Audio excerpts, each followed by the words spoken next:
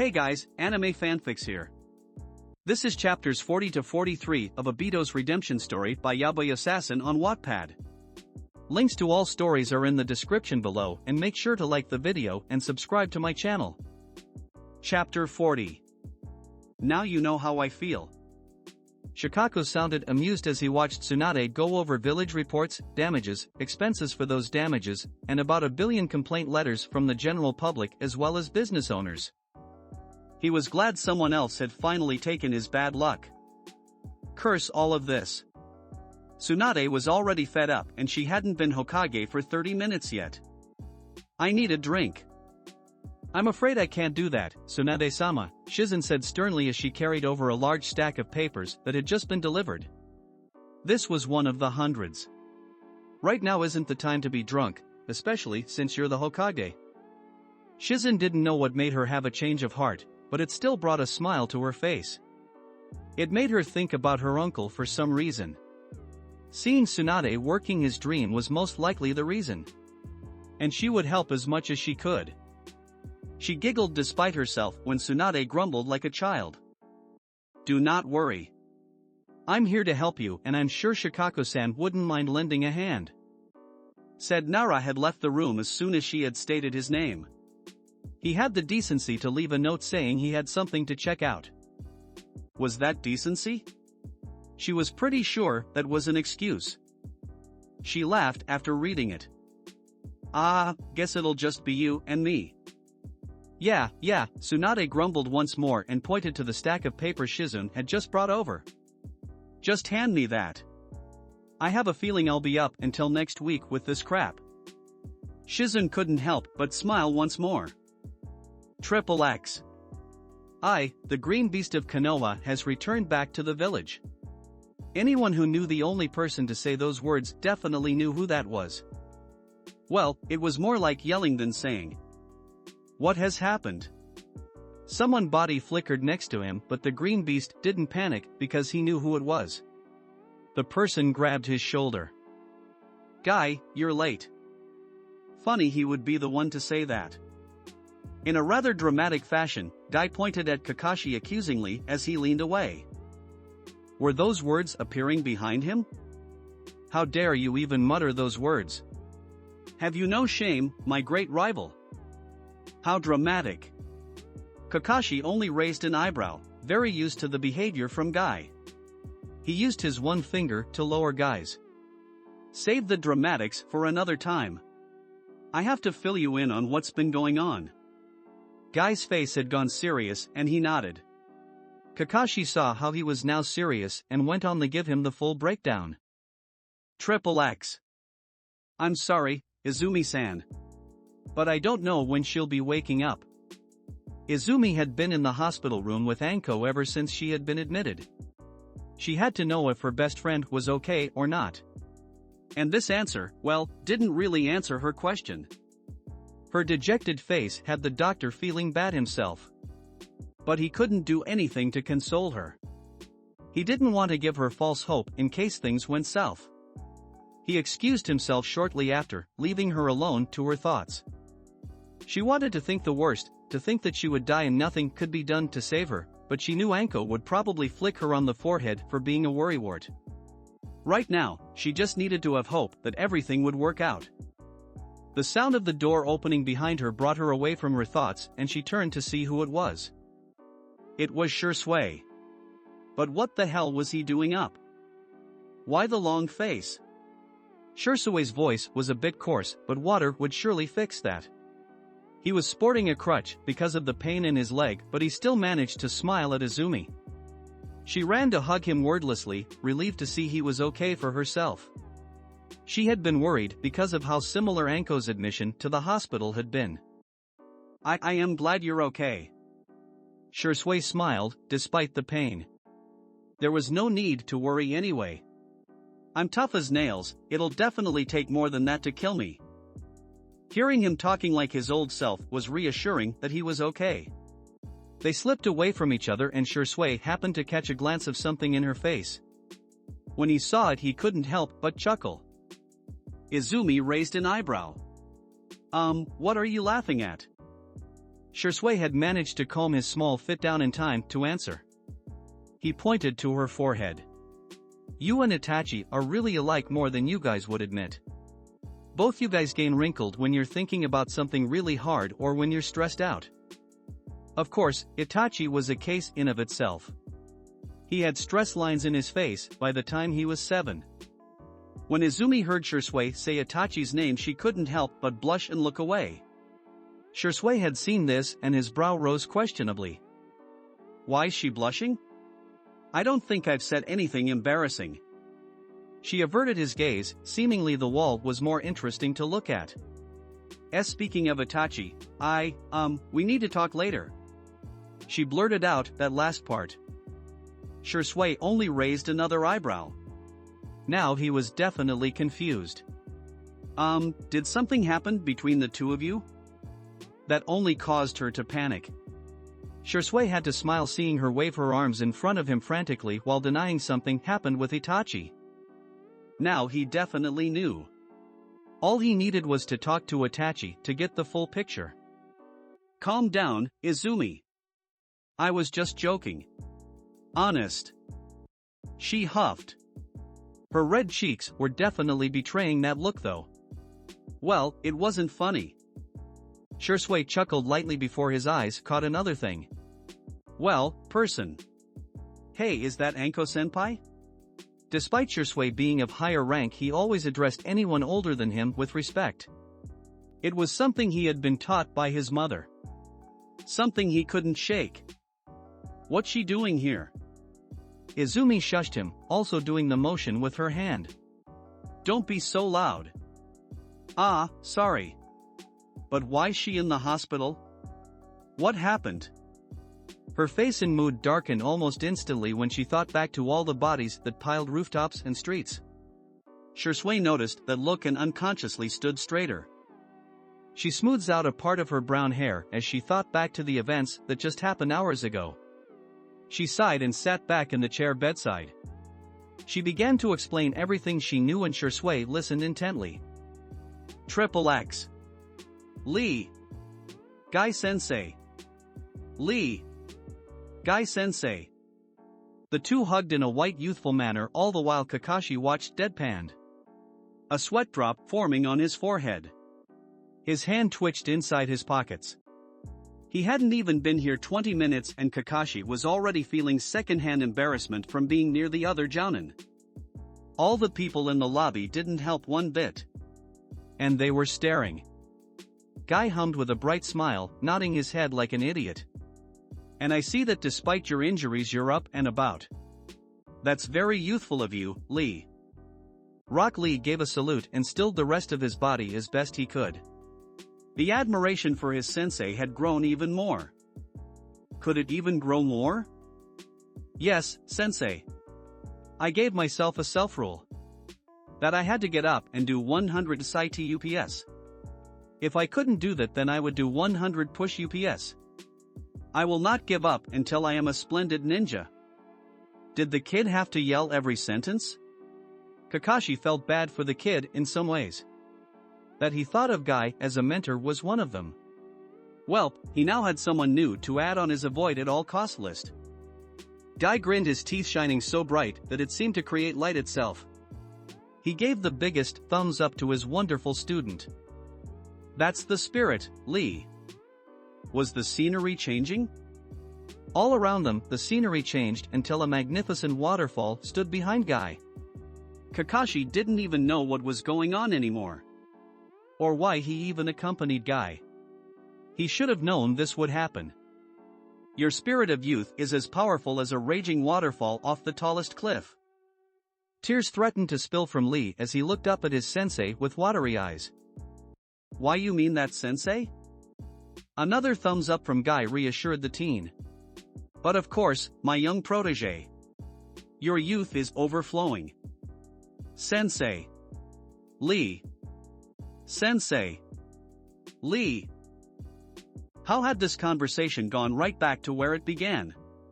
In fact, what was even happening anymore? Kakashi was very glad for his mask obscuring his face, as his red cheeks would have been on display. He loved Guy, but they really didn't know how embarrassing just about everything he did. Kakashi cleared his throat, cutting their youthful moment. While this is fun to watch and all, we do have things to get to. So let's get going. Kakashi walked past the two, which caused them to start following.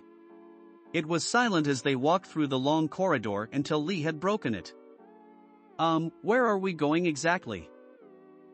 Kakashi pulled out his book and began reading, letting Guy answer the question.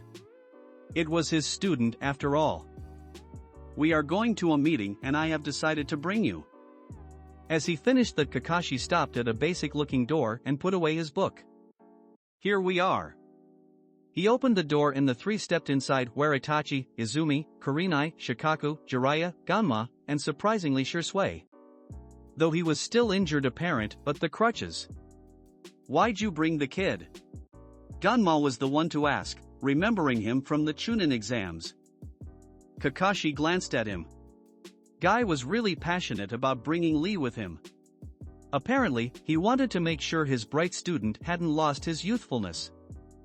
Whatever the hell that meant. He wasn't taking no for an answer. I think it's fine, Shisui said with a grin. He saw the kid perform in the preliminary round and was both impressed by the genin and had respect for him. Plus, he had a crutch buddy. No one had any objections to the kid being here, so he was allowed to stay. Well, we're here to discuss our next moves. Shikaku started neutrally, rather relaxed if his posture was anything to go by. I know Tsunade is the active Hokage, but she's busy right now. I'll be informing her of anything we can agree on, and she'll make the final decision. Well, Mr. Assistant Hokage, Jiraiya said, looking a bit amused as he leaned on the wall to the right. What's this all about? Well, it's about a kid.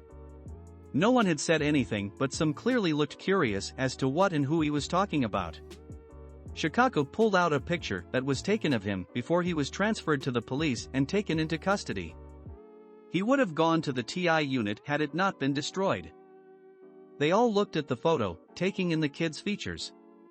His face looked rather dull and his skin tone was very pale. His short black hair and black eyes matched off his dull look perfectly. Who is he? Kurenai asked, her face scrunched up. Why would he be important to this meeting? He's one of the rude Danzo hadn't given an important task to. He had only been given the task to eliminate Chunin-level ninja. That had been supported from where he was stationed, as a lot of Chunin had lived in the district that he had been captured in. Jiraiya had taken the explosive seal that Danzo implanted on him, but hasn't been able to take the one where he can't talk to Danzo. Have you tried to go through his mind? Itachi asked, eyes hovering over the photo a little longer than everyone else. He swore he'd seen that face before, or maybe he had a look-alike. I'm sure something could have come from that. No, Shikaku answered with a shake of the head. I don't put it past Danzo to have him be intentionally captured as a little mole. It wasn't uncommon. Plenty of things like this had been recorded during the Third Shinobi War and back. I've decided to wait until Inoichi recovers so we can do it safely, or until Obito returns. He's a seal master along with Jiraiya. We'll see if they can figure something out together. That's the thing, Jiraiya spoke up with a hand rubbing his chin in thought. I'm not sure we can figure something out. The seal was complex, but not in the traditional means. Some of them in the room knew enough about seals, but most were rather in the dark. Can you give us a clearer picture? Ganma asked. I'll try, Jiraiya said with a sigh, closing his eyes for a bit to gather his thoughts. When I say the seal was complex, I didn't mean how many layers it had, or really how tight it was. That was meant for some of the ones who knew a bit about seals. I meant it as though it has a life force supplement laced in it. At the hardest part of the seal too. That's not out of the ordinary though. Kakashi looked confused. Chakra was in most seals, so the fact that it was the part holding Jiraiya back the most was surprising. When I say life force, I don't mean chakra. Jiraiya's face scrunched up a bit and he rephrased. Well, I do, but not in the traditional sense. What I mean is that it might be connected to Danzo's own life. He shrugged nonchalantly. That's about the best way I can explain it. Itachi hummed. Would you mind if I come with you to take a look at the seal? I know I'm not as good as Obito-sensei, but I want to try and figure something out. Go on ahead. I have no problem with it. Is that everything we came to talk about? Shisui asked with a raised eyebrow. If so, this would be a lot shorter than he initially thought. Not that he had a problem with that. His leg was starting to hurt from being up so long and he wasn't even supposed to be up. His nurse would choke him if she found him out of bed. Unfortunately, no, Shikako said. We still have to discuss your findings during your fight. He turned to look at Lee. This is an S-class secret. Don't even mention it to anyone. Lee nodded dutifully and the meeting continued. Shikako turnet pakko sisui.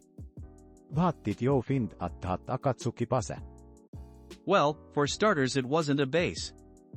It was more like a hideout and it was under the control of one of the members with another two guarding it. Shisui answered, taking his mind back completely into the encounter. So you fought 3 of them? Izumi asked. Itachi had told her about Shisui but he hadn't gone into detail about what exactly happened. She had a frown on her face. What would make Shisui fight 3 S-class ninja all at once? Well, I was kinda attacked. He defended with a grin as he scratched the top of his head. Izumi glared at him the same way a mother would her child. The folding of her arms only helped the image. And you didn't think to teleport away Shisui the teleporter. The way she said his renowned name made her point as clear as day. Let him explain, Izumi. Why he stayed will be answered shortly. Those had been the first words Itachi spoke to her since they kissed, and regardless of the situation she couldn't help but blush and look away. She was awkward like that. Fine. Shisui smiled at the sight. Anyway, I had come across the base on my way back from the scroll delivery completely by coincidence. I had searched through it and I found things that are unsettling. They have coffins that have past Kages inside them. The only exception were the Hokages because of Orochimaru. He was met with stunned silence and surprised faces. No way, Izumi muttered. Unbelievable, Guy said, shaking his head. One thing after another. Kakashi thought grimly. And it wasn't just a couple. If I added them all together I'd be about 8 or so. Shisui's voice grew grimmer. But that's not everything. They are also in possession of the first Hokage's wife, Mito Uzumaki. As well as the rest of the Uzumaki clan. That's insane. Kurenai couldn't be more shocked. The Uzumaki clan had been eliminated decades ago. Kakashi's eyes grew to slits. There was no mistaking the anger they held. He couldn't help but think of Kushina. Sorry to be the bearer of bad news, but that was all in only one direction of the base. I didn't have a chance to search the entire place. They could easily have more than I know. What are the chances that the base is still there? Danma asked after several long moments of silence. Not likely, Shikako said. If they were careful enough to get those shinobi without acknowledgement from any of the nations, then it's safe to say that they're more than careful. They've likely already moved everything to another location. They couldn't have had done that yet though, Kakashi said. It's only been a day. With all that stuff Shisui found out and possibly more, that should take more than yesterday at least. Maybe, Ganma said. But we don't know how many members there are nor all of their abilities. Shisui only fought 3 and one of them spoke of a leader. I'm sure there are more members we've yet to meet. That was very plausible. Regardless of whether they've moved or not, we won't be able to attack them, Shikako spoke. Our forces are dwindling, so for now we should focus on strengthening our military back. If they were enough to force Shisui to call Itachi, then they have to be a large threat. They all agreed with that.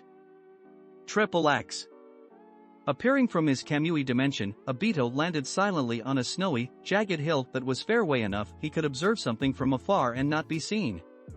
He blended right in with the night as his dark, hooded cloak covered his entire body, only leaving the front of his face visible.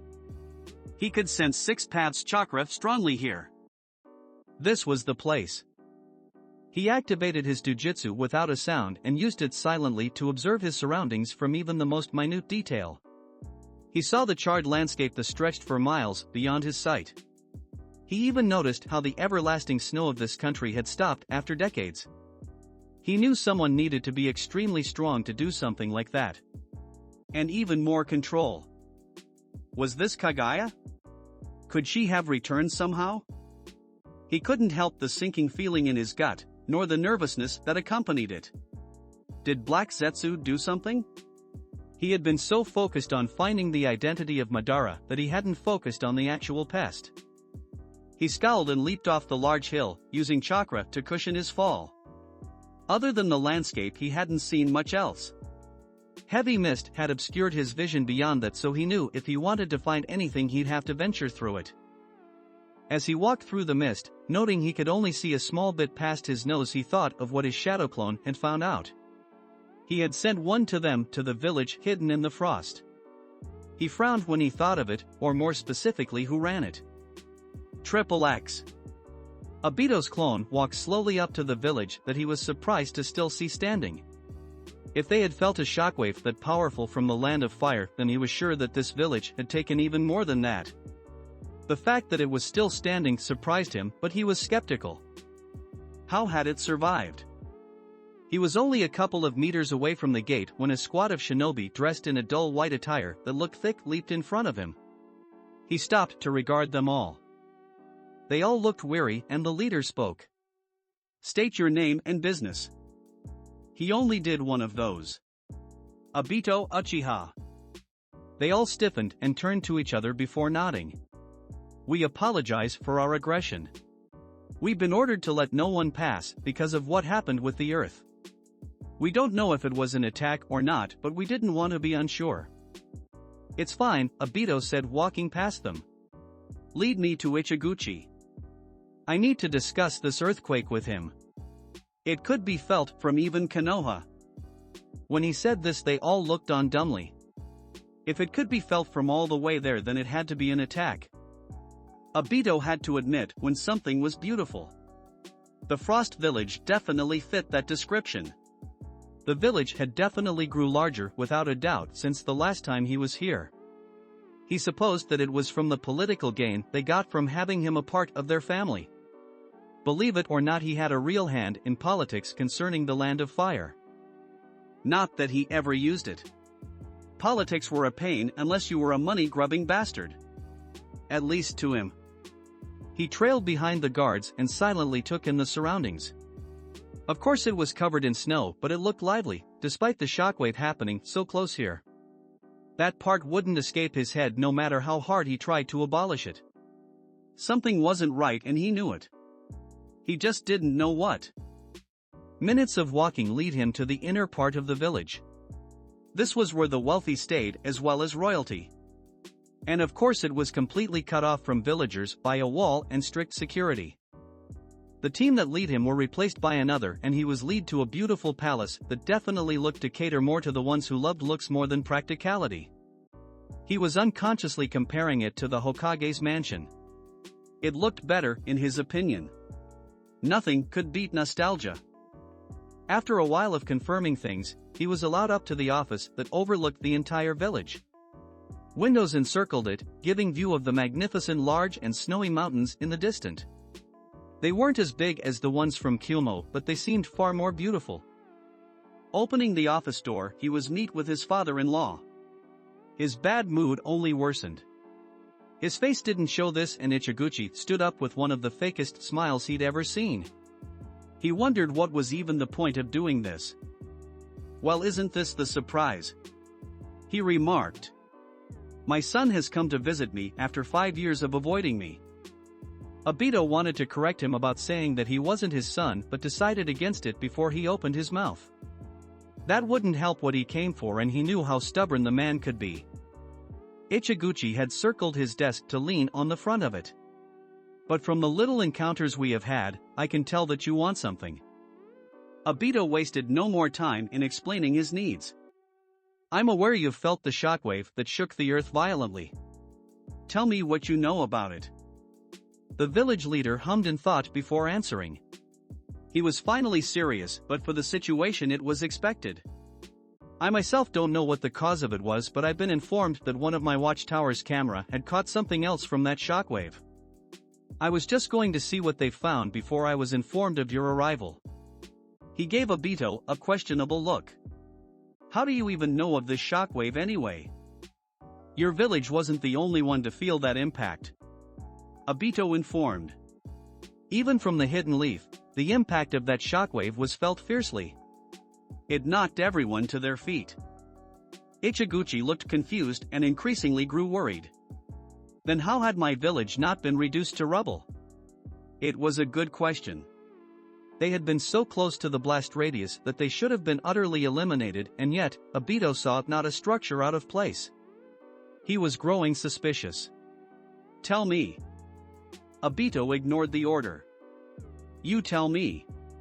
You guys are the ones who live here. You must have something to do with it, if not a single building is misplaced. Ichiguchi's eyes narrowed as he leaned off the desk to stand at full height, towering over Obito. Obito wasn't the least bit intimidated. You suspect us, don't you? He spat. It's only natural. Obito replied evenly. The fact that we could feel that impact so strongly all the way west and this village isn't leveled is more than suspicious. And more than enough to place that blame on you. Saying that, don't come to your own conclusions. I never said specifically that you guys did anything. I don't have evidence to back it up even if I did. This seemed to placate Ichiguchi but not Obito. He hadn't gotten his own question resolved as he still didn't know what caused the incident nor how this village had survived it. He had a theory it had to do with seals but couldn't confirm that because this village held no special ninja. Yeah, you don't have any evidence. But I have told you where you can start your investigation. Would you like any of my ninja to accompany you? Obito turned and began walking to the door. No. I'm fine on my own. That's fine. But one more thing. He said, and Obito could tell this would be a personal question by the way he spoke. Any children on the way yet? Obito almost walked away just like that. This was a question he'd been hearing ever since he'd gotten married, and he was honestly sick of it.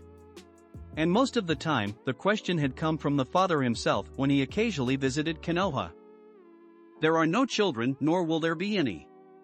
Obito responded, still looking away from the man. I've told you before that I have no interest in children. Ichiguchi's jaw twitched and he was lucky Obito was still turned away or he'd have seen it and knew what came next was fake. I know, but I'd like to have grandchildren to spoil. Then ask someone else to fuck your other daughter. Ichiguchi recoiled a bit at the vulgar language. I'm leaving.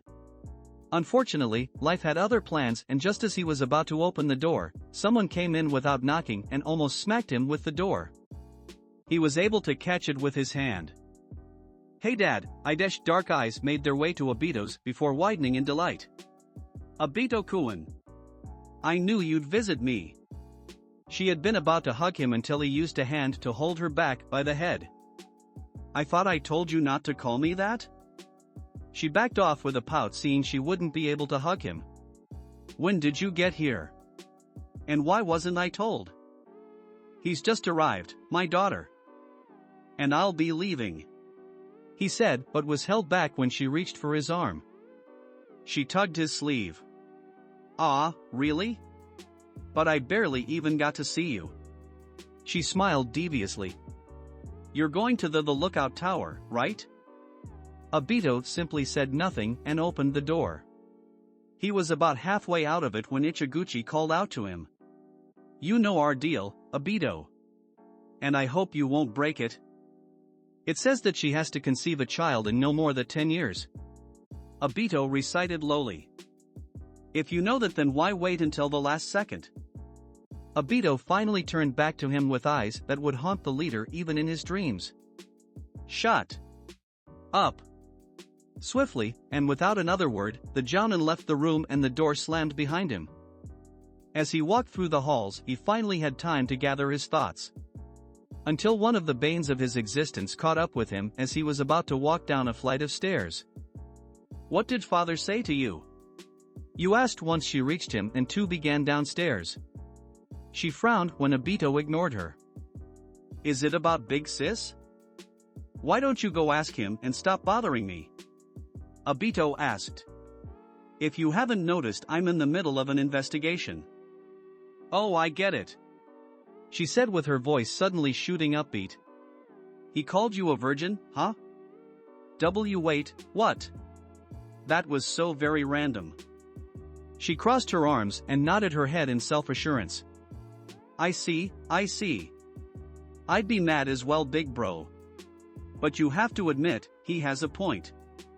You're probably the only guy to have been married for 5 years and still be a virgin. I wonder how you do it sometimes." Obito knew she would only become more unbearable had he tried to defend himself, so he simply said nothing.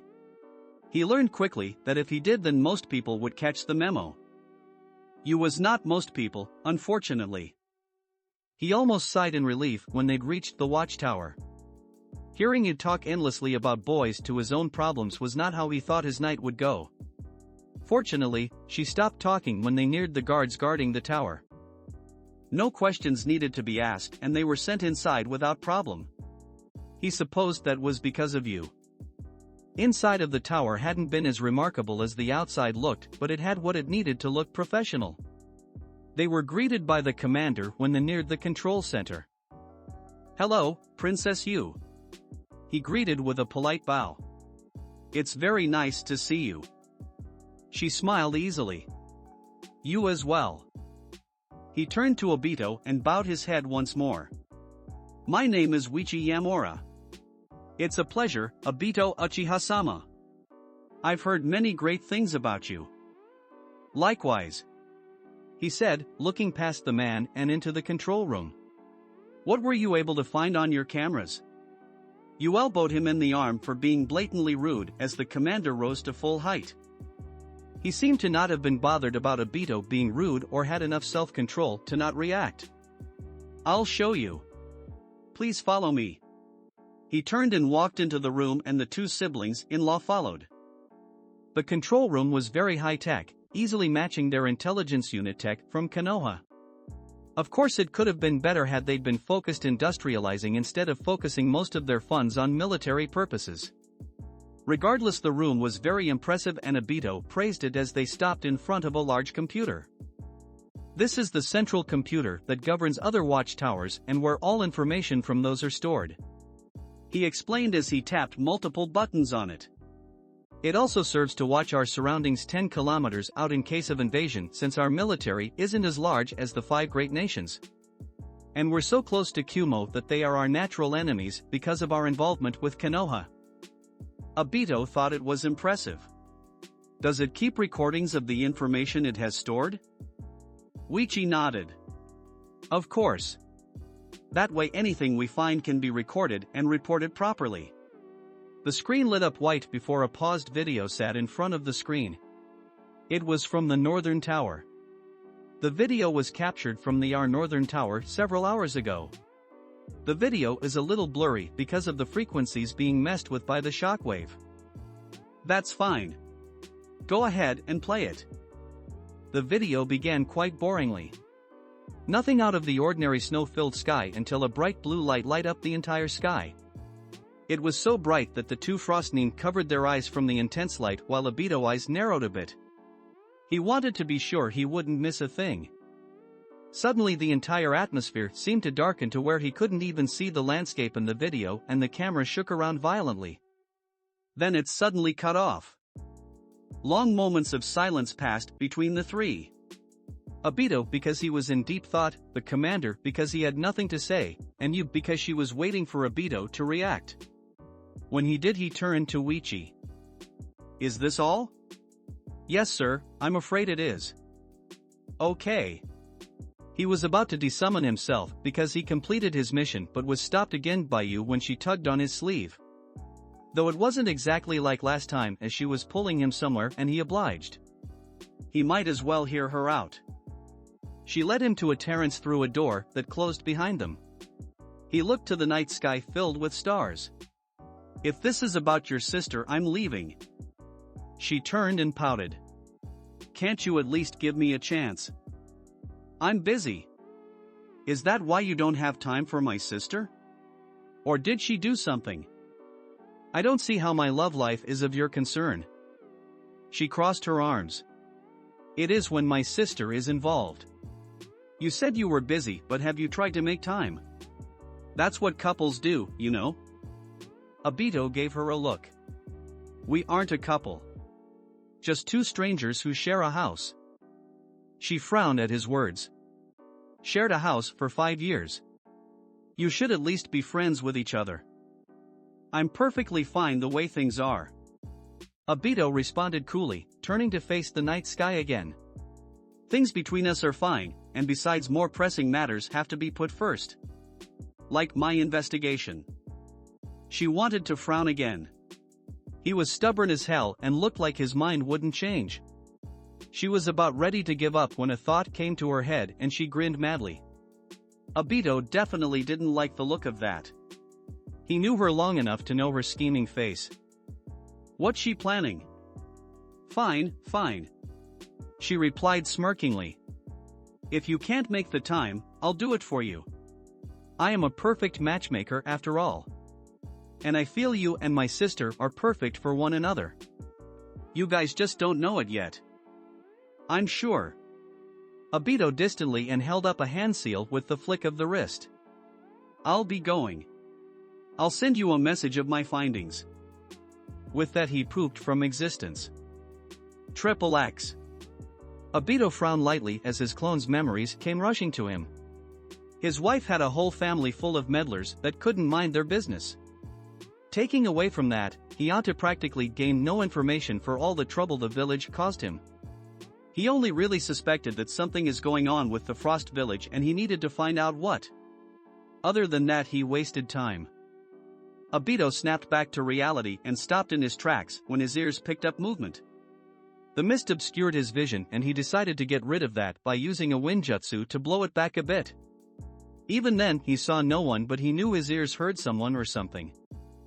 Multiple whooshing sounds entered his ears and he turned with a kunai in hand to deflect shuriken that would have impaled him from behind. "Hello?" Obito called out from behind the thick mist. "Whoever you are, come out from hiding." This was definitely a shinobi, but no, the problem was who it was. And what were they doing here? Hearing no response, Obito unleashed another blast of air, but on a larger scale, further pushing back the mist to where he could see 5 meters or so all around him. Just as he did that, a snake made from lightning rushed forward. He was surprised by the speed but had seen much faster. He leaped into the air and the jutsu smashed into the ground. Whoever this person was, they had excellent timing as a long arm shot up from under the ground and wrapped around Obito's ankle. Surprised again, Obito was sent plummeting back down to the earth as the arm retracted back into the ground. Obito contorted his body mid-air and landed on his feet before stopping the arm by stomping on it with his free foot. He couldn't do anything else as white snakes hissed violently as they soared at him, pushing through the smoke. Obito preformed multiple seals. Fire style, fireball jutsu. A large flaming ball of fire shot from his pursed lips and engulfed the snakes before exploding off in the distance. Obito looked down at his feet to see the arm gone. They're quite slippery, Obito thought. But this isn't Orochimaru. And Anko's snakes are normal color. Could this be Kabuto? The fog began to lift and he could see the silhouette of the person he'd been fighting. Obito activated his Sharingan to try and catch a glimpse of his face. He wanted to know who was using the snakes. He'd figure out the how later.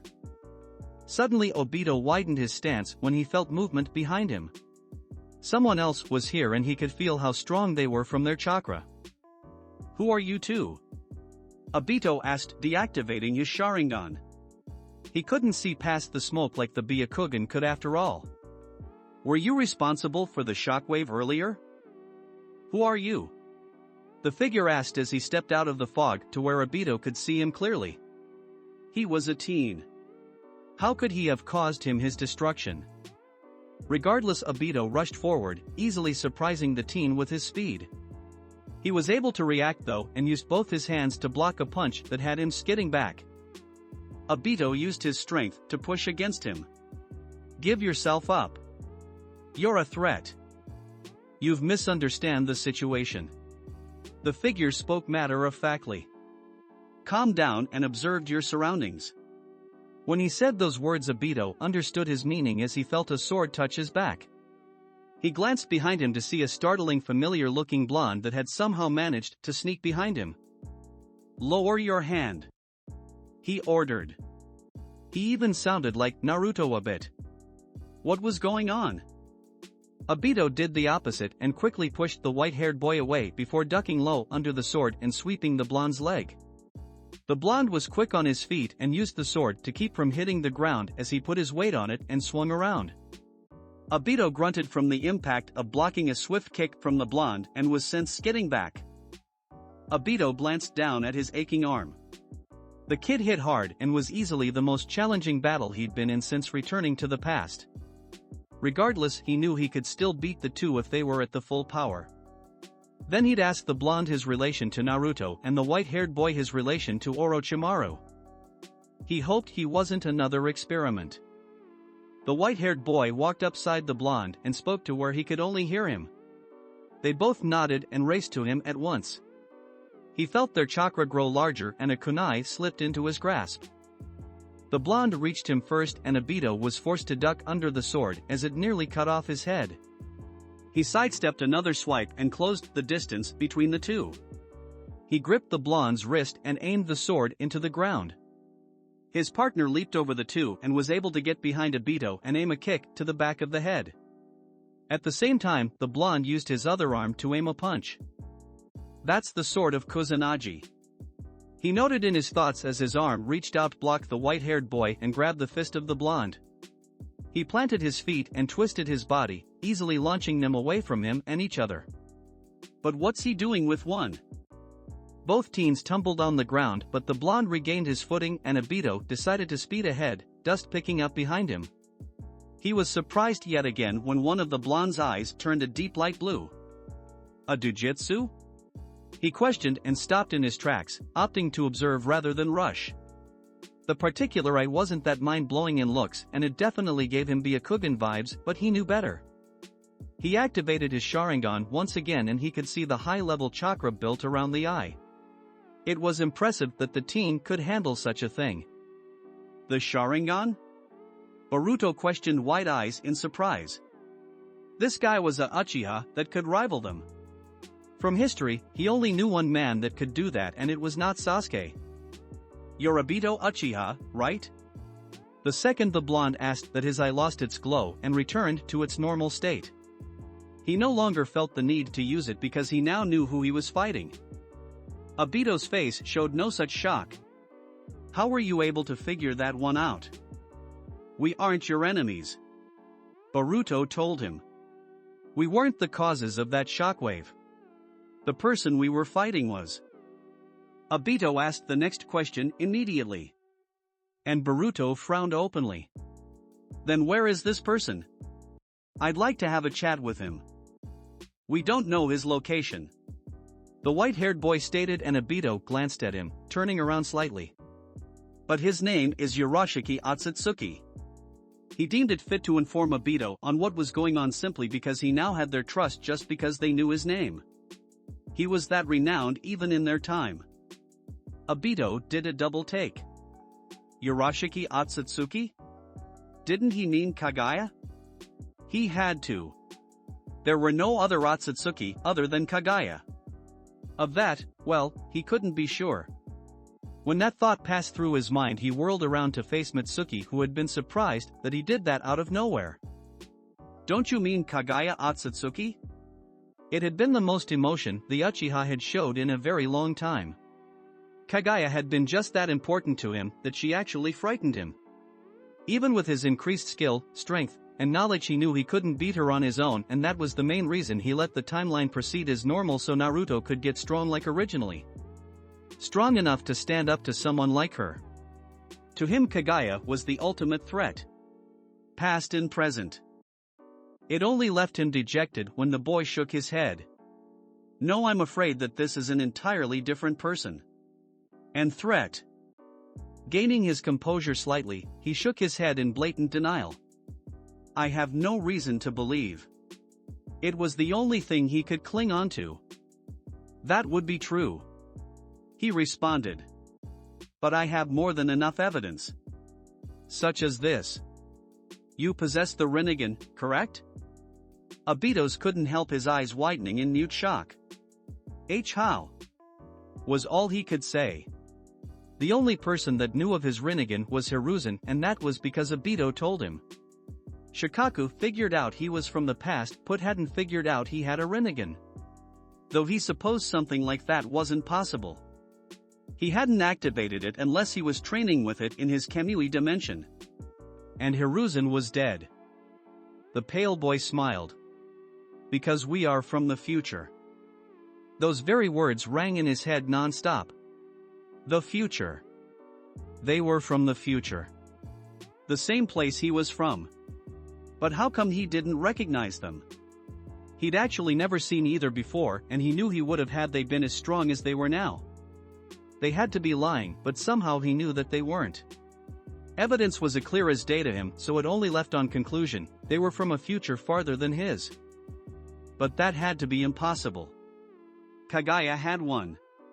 She reduced both him and Team 7 to a pile of ash as Black Zetsu's laughter rung soundly. What future could they possibly be from? Unless it was the future of the reality that we're in now. To specify, that would mean that the future he was creating by coming to the past was the future they'd come from.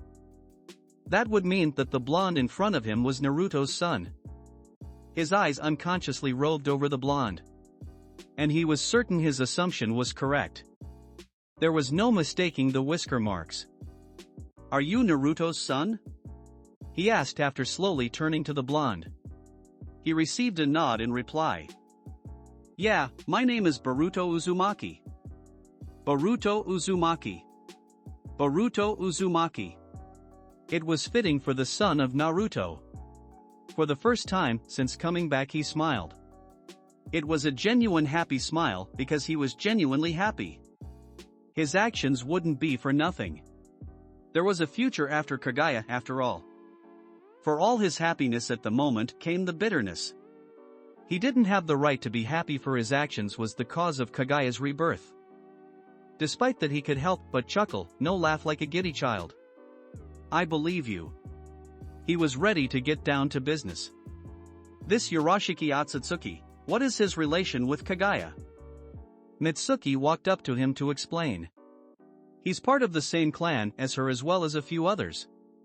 One was named Kinshiki, but we've dealt with him already. Another was named Mamashiki Otsutsuki, and he's sealed away. He added the last part a bit more dramatically. In Boruto. Obito glanced at the blonde before stepping forward. Where's the seal? He wanted to take a look at it and see if he could recognize any of its elements.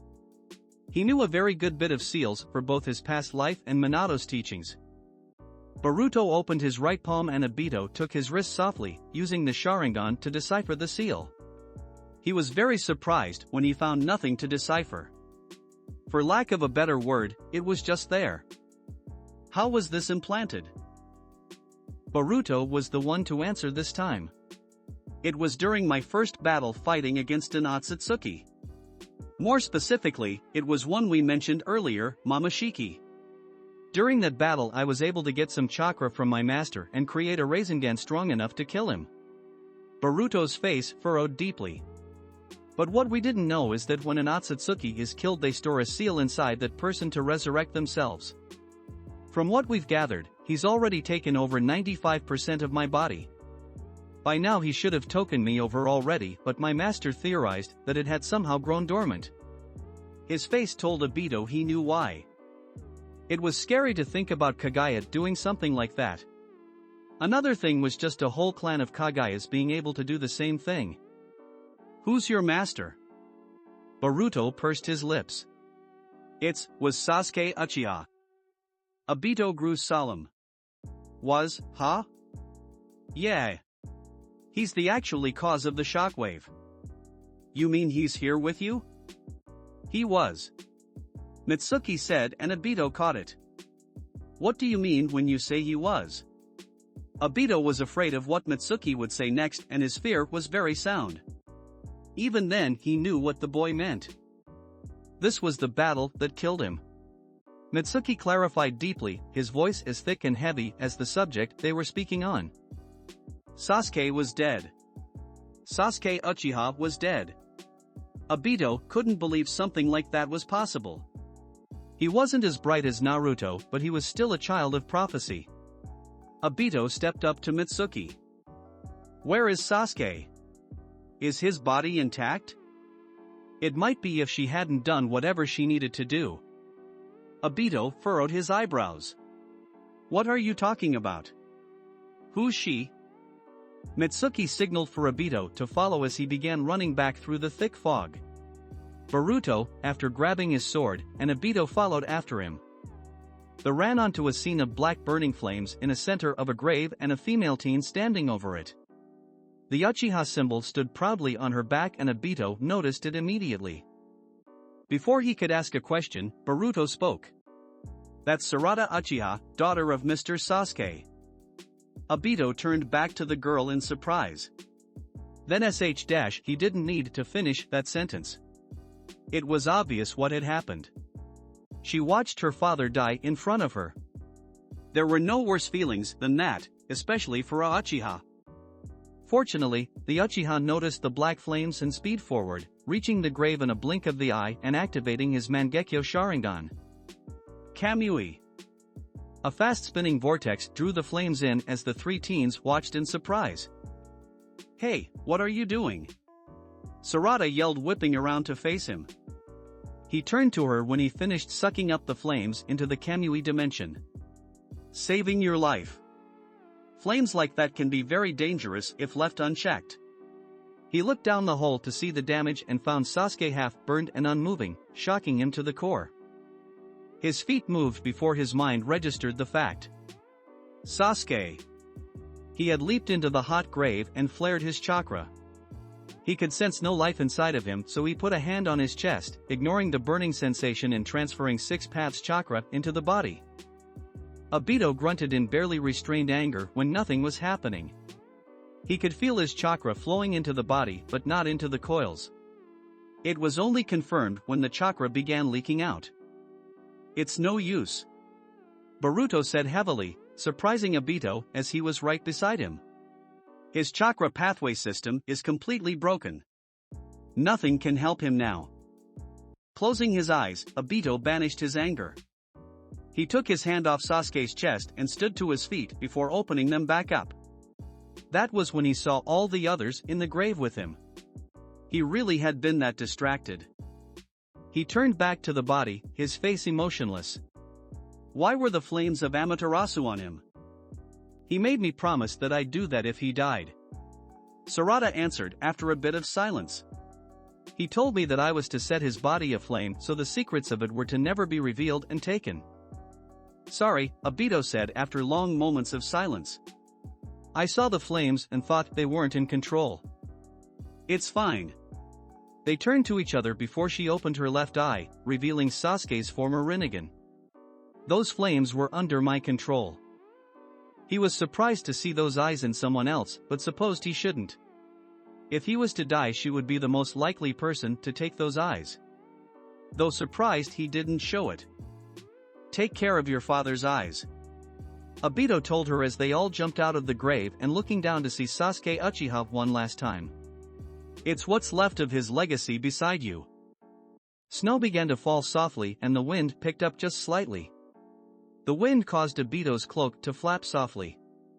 Here, Sarada said, holding out her father's cloak to Boruto. He wanted you to have this. Her voice was devoid of emotion and Obito took that as a bad sign. Silently and slowly, he took the cloak and put it on the light breeze, catching it. Sarada stared into the grave, slowly bringing chakra into her left eye. She was tired, but she had to do this. Amaterasu. Black flames spurred to life once more and once again lit up the entire grave. They all stood silently until the deed was done and Sarada banished the flames upon sensing that nothing was left of the body. Her mental and physical fatigue caught up with her and she staggered back. She would have fallen back if not for a comforting warmth hadn't caught her. She glanced behind to see Boruto looking at her before giving her a bright smile. "Everything will be okay," he muttered for only her to hear. She nodded but didn't attempt to remove herself from him. He was warm. "We should finish the grave while they talk," Mitsuki muttered to Obito and he nodded. He couldn't help but notice the small smile Mitsuki had despite their task of making a grave for the memory of a former comrade. When they finished, they stepped back to look at their work. They hadn't made it fancy looking or anything in case of grave robbers, but they gave it decency as they wrote his name on the stone that covered the hole. It would be covered up by the snow, but it was better than leaving it unmarked. "That should do it," Mitsuki said, patting his hands to remove snow. Footsteps came up to them and they turned to see Sarada and Boruto. They looked at the snow covering the grave in silence. Eventually, Obito was the first to turn around. "We should get a move on," he said and began walking away. "Where are we going?" Boruto asked as the three began to walk away, Sarada being the last to leave. "Back to Konoha." XXX. Danzo was aching. Itachi's genjutsu had did a number on his mind and body. His attacks were just as devastating and was the reason he could barely move. Even with help from his medical team, they hadn't been able to take away his fatigue, which left him bedridden. Worse than that was the humiliation he suffered. All his plans down the drain because of Itachi. He wasn't even close to taking over half the village with his head invasion, and that was with a lot of shinobi out of the village and clan heads out on missions. Shisui and Obito hadn't been a part of the fighting either, which only further angered him. Not even the powers he stole could gain him leverage over those damn Uchiha. Not to mention that he lost a large chunk of his army and his top general. In front of his bed, a figure came out of the ground and Danzo froze. He had thought it was an intruder, but it was this annoying piece of. "How are you, Danzo? Feeling any better?" The swirly Zetsu asked exuberantly and Danzo released a low angry growl. "Fool! Leave me!" he near yelled, though his body prevented it. "I told you my name is not Fool. It's Swirly, you silly goose. If you bring no news from your master, get out of my face before I have you killed for trespassing," he gritted out. He usually never came unless he brought news. Sometimes it was just to mess with him, and Danzo didn't like those that tried to do something like that. Naturally, he attacked the Zetsu. A lot. Swirly hummed with a giggle of sorts. "But you know I can't die. You've tried to kill me before and it didn't work." The fact only caused Danzo to growl a bit more aggressively. Danzo stopped seething and closed his eyes to calm himself with a breath. He knew that thing loved getting feedback from him. "What did you come here for?" he asked when he was completely calm and opened his eyes. "It's an invitation to the Akatsuki," the happy Zetsu replied, pulling out a cloak out of nowhere. "Well, not so much an invitation, but more of he's forcing you since you failed in capturing Konoha." "And if I refuse?" Danzo asked lowly, his hand clenching his bedsheets in anger beneath his covers. "Then we hand information of both our dealings with you as well as the information we have on you," it said before adding, "or we'll just send Akatsuki members after you. And we both know you can't hide from us Zetsus. We're everywhere," it said, raising its arms in excitement like a child would. Danzo sat up slowly in his bed. He knew they had leverage over him, but he could gain information if he joined them. He could also be a double agent for Konoha and use the Akatsuki to become Hokage, easily using Naruto as an excuse to invade the village once more. He smiled to himself darkly. "Tell Madara I accept." "Will do." Chapter 41. If we're going to proceed forward, we'll need to talk. It was Shikamaru who had spoken. He was mission leader because of his status as a Chunin. He had to stop because he knew most members of the team were thinking about whatever just happened before they stepped out of the village. We're all want to know what the hell that shaking was about, but we have to worry about our own mission. We're going up against Orochimaru's lackeys and he himself could appear for all we know. Before some of the more hot-headed teammates said anything, Neji cut in coolly. I agree. We have to believe that our village's higher-ups will handle it. Orochimaru is a Sannin, we have to be ready for anything. But did you feel that thing?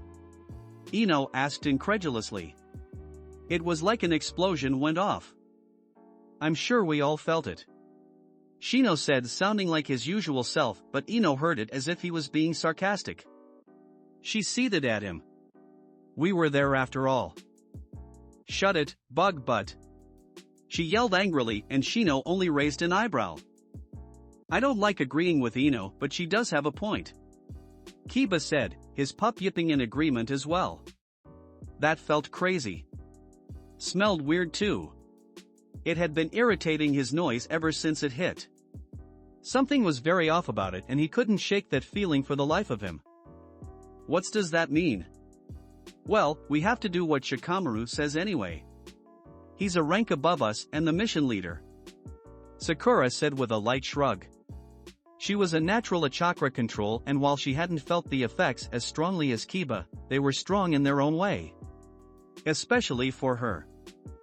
Uncharacteristically, Naruto had been very quiet.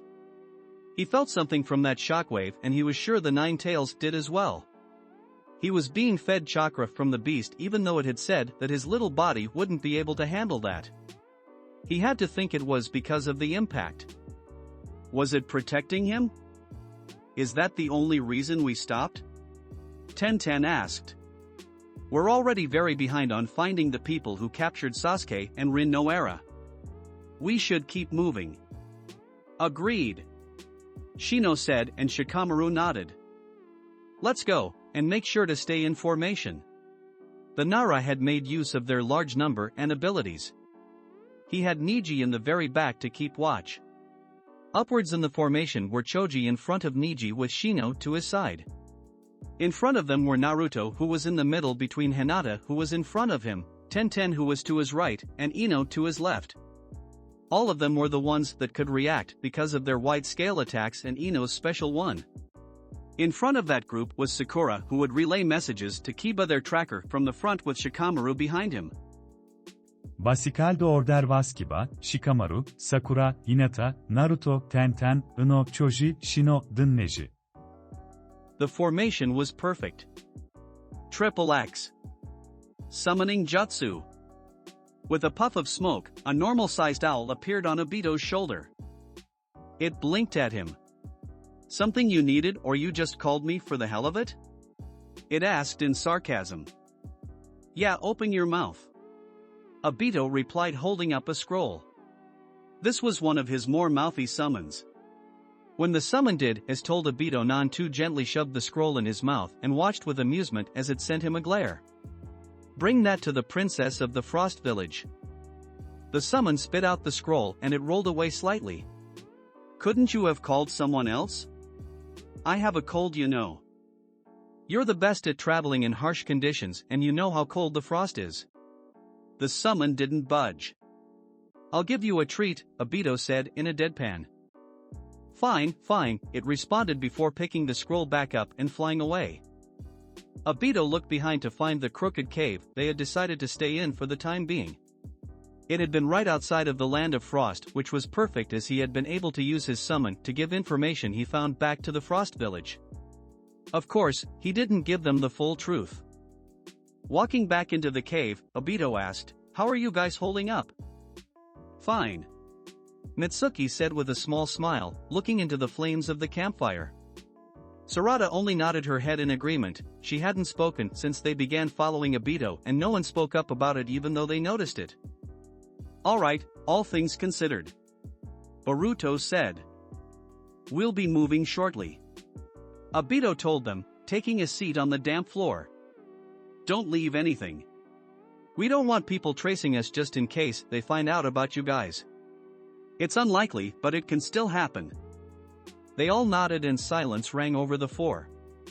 The sound of smoldering wood and light winds were the only things that broke that silence, and it stayed that way for several minutes until Obito broke it with a question. How's the future?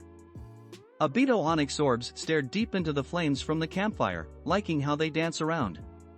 Almost like a rhythm. For a moment, no one spoke. The silence wasn't awkward, but it was tense simply because of the three. Obito wondered what was holding them back from speaking. He wouldn't force it out of them if they didn't want to talk about, but it made him anxious a bit. If they didn't want to talk about, did that mean the path he was following would be bad despite the world lasting longer than it did originally? It was fun. Sarada finally did, and Obito noticed the was. Those were good times. As kids we were basically hidden from the way the world used to be by the world peace between other villages. World peace. Obito couldn't believe it. That was achieved. Then what happened that changed that? He didn't say anything, letting her continue before anything else. When we were in the academy things were so much better. It was peaceful, nothing to worry about. She laid her chin on her knees, long bangs covering her eyes. Now we have all these shinobi and gods running around killing people. Obito closed his eyes. What are the chances that Urashiki is not dead? Very likely. Mitsuki answered matter-of-factly. At the time Mr. Sasuke was not at his full strength, which made Urashiki stronger than him. Though Mr. Sasuke's skills more than made up for the gap. But that final attack couldn't have killed him because I noticed the body had no kama on it and Sasuke did not die immediately after his attack. Then we need to find him now. Sarada said, getting up to her feet, Sharingan blaring to life. He needs to die. My dad didn't sacrifice his life for nothing. That's not what we're doing. Obito said.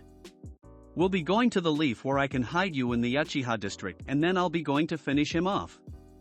You have a future you need to get back to, and I know from your looks that he's not all you have to face in your future. The silence that ensued after told him all he needed. Sighing, the Uchiha got to his feet and used water style to get rid of the flames. Get up. We're moving. He said, beginning to walk out of the cave.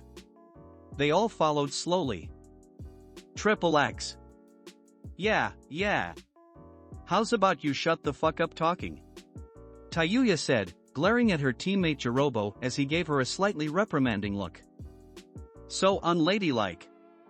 He said, sighing. He shuffled the weight on his shoulder which had been Sasuke. The one they'd captured from the Leaf prior to Danzo's invasion. The brat put up a good fight, but he couldn't beat them all. You guys should stop that. Sakan said. We need to find a way to convince this brat to want to upgrade his curse mark or he won't be of use to Lord Orochimaru. Perhaps another beating would do the trick. Kadamaru said with a smirk, looking over at Sasuke slung over Jirobo's shoulder. Tayuya cracked her knuckles with her own smirk. Now you're speaking my language. The group stopped shortly after and Jirobo dropped the boy on the ground unceremoniously.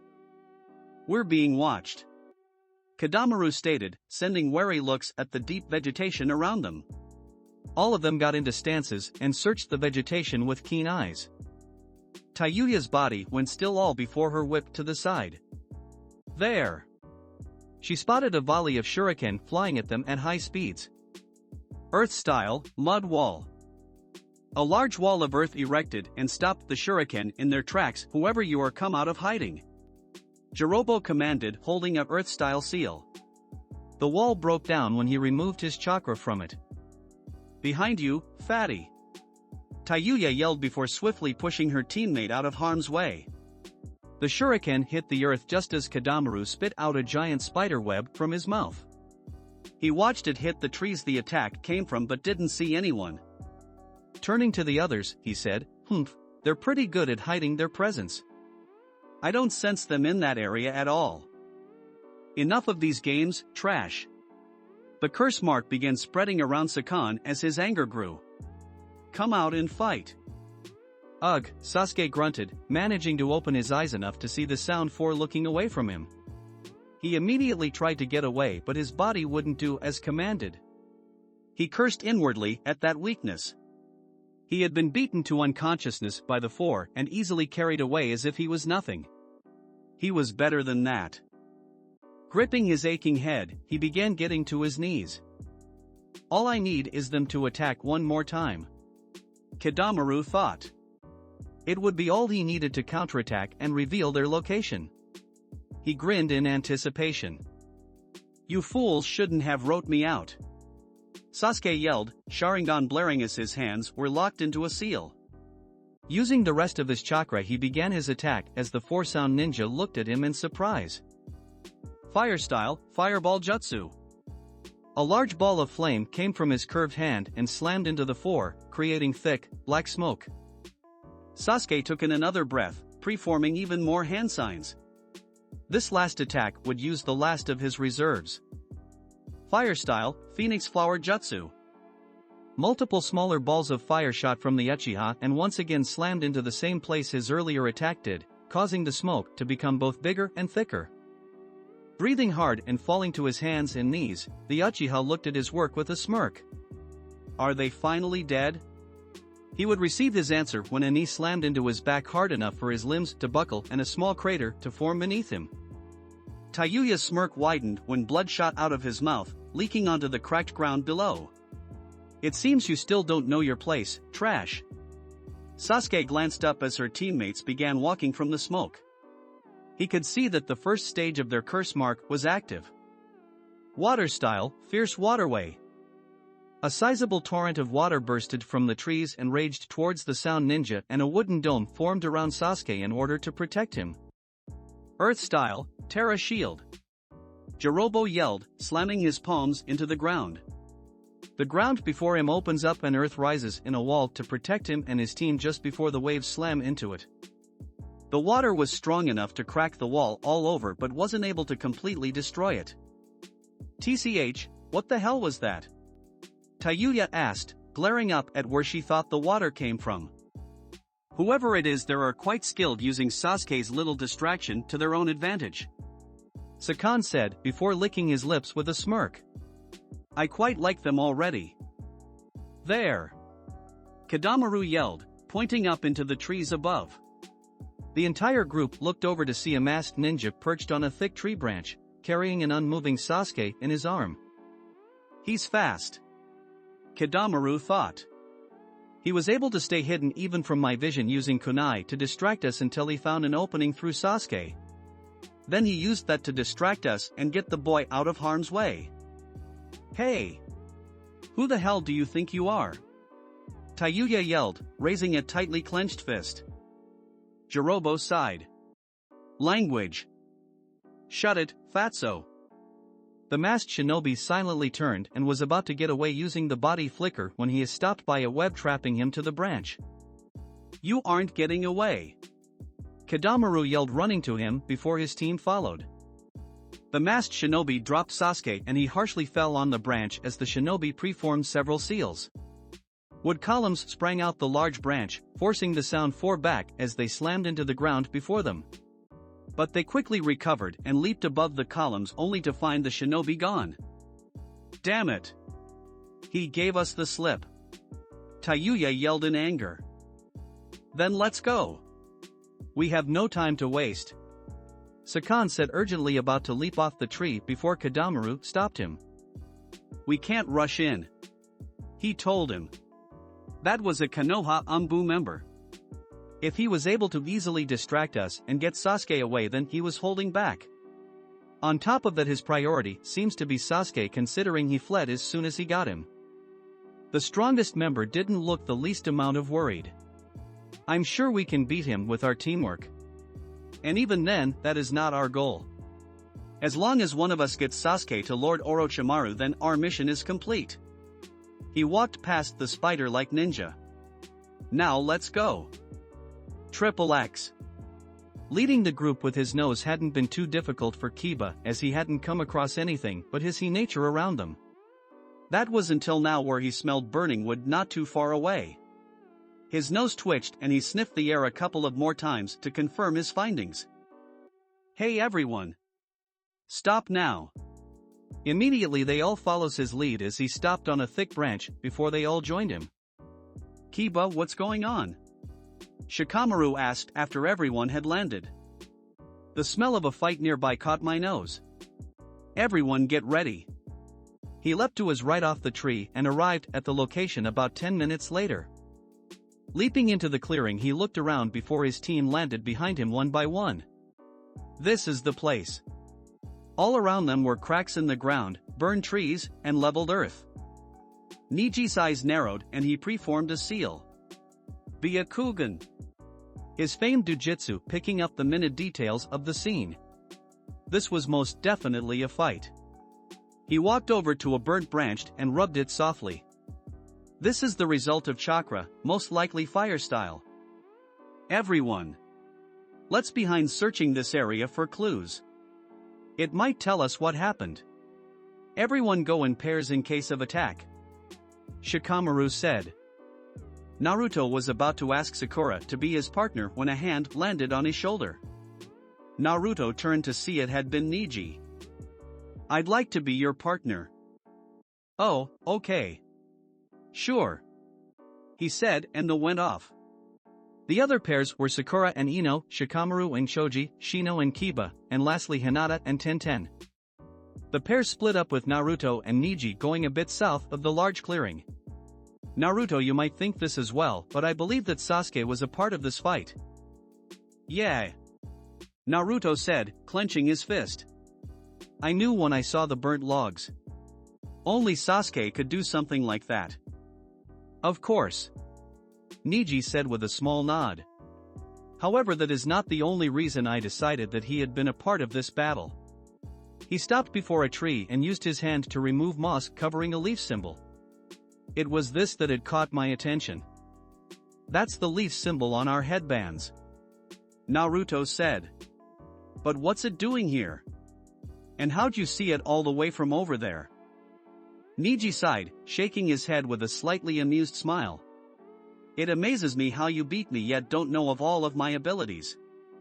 He activated his Byakugan once more.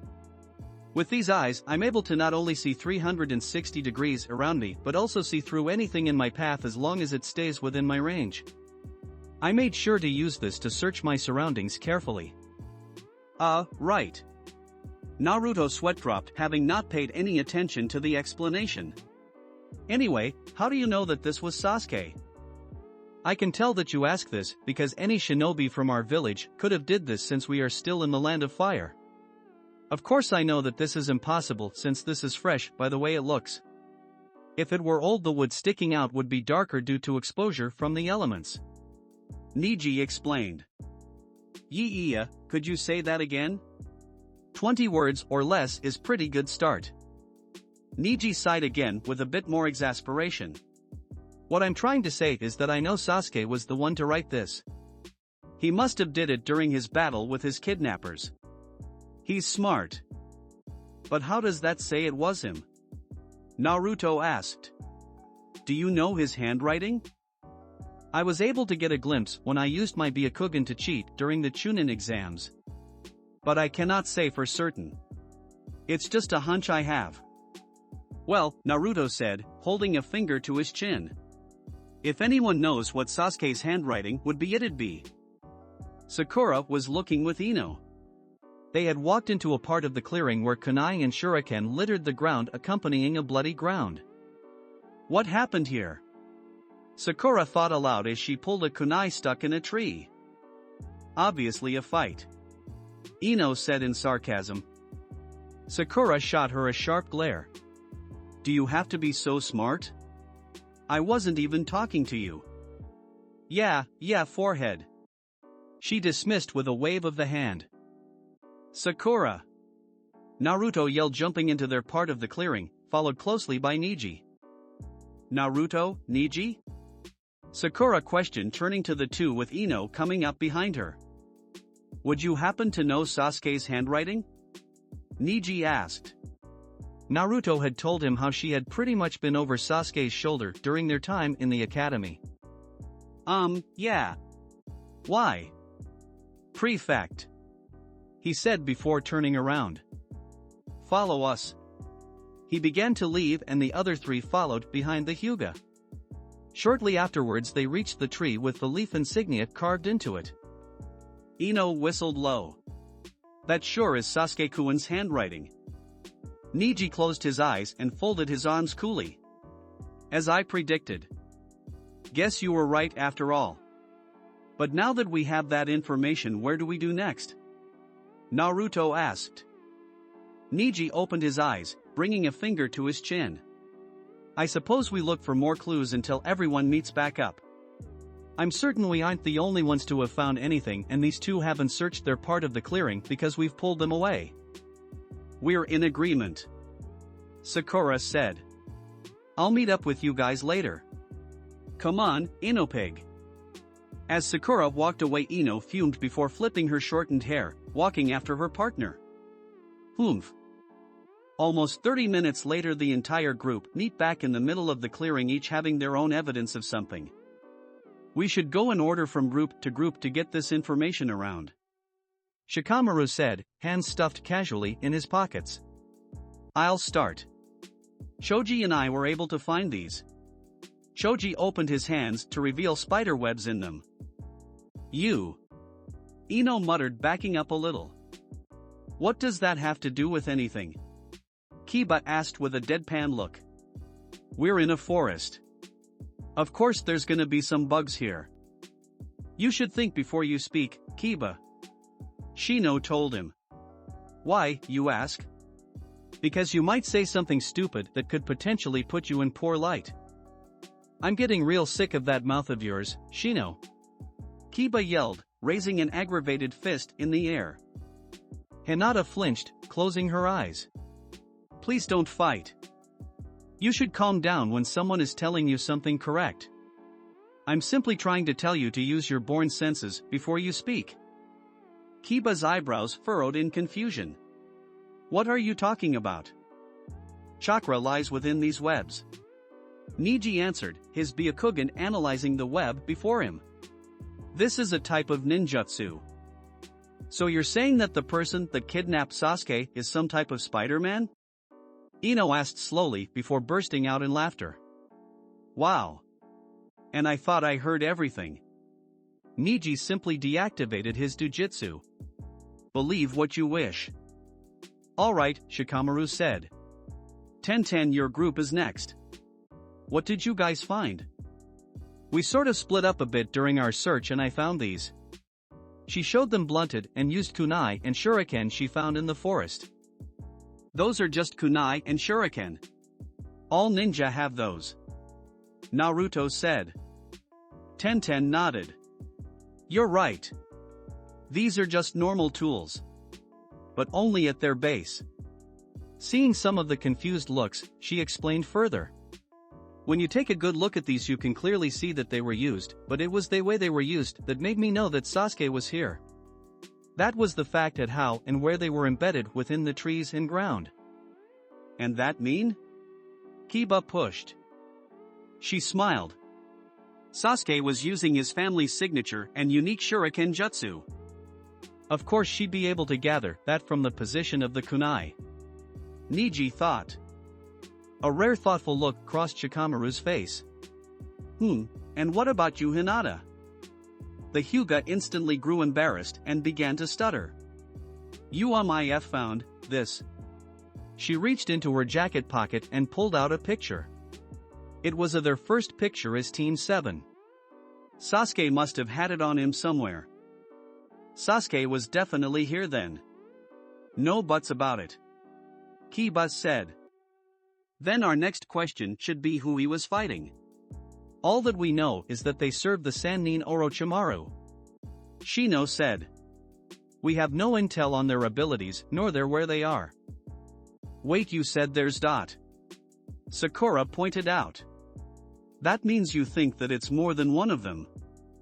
Shino nodded. Yes, that's what I know. Which was why I said that. He looked at Kiba. I suppose this would be an excellent time to tell you of our findings. I found blood on the ground near the fighting, Sasuke's blood. Kiba said. Why, you did?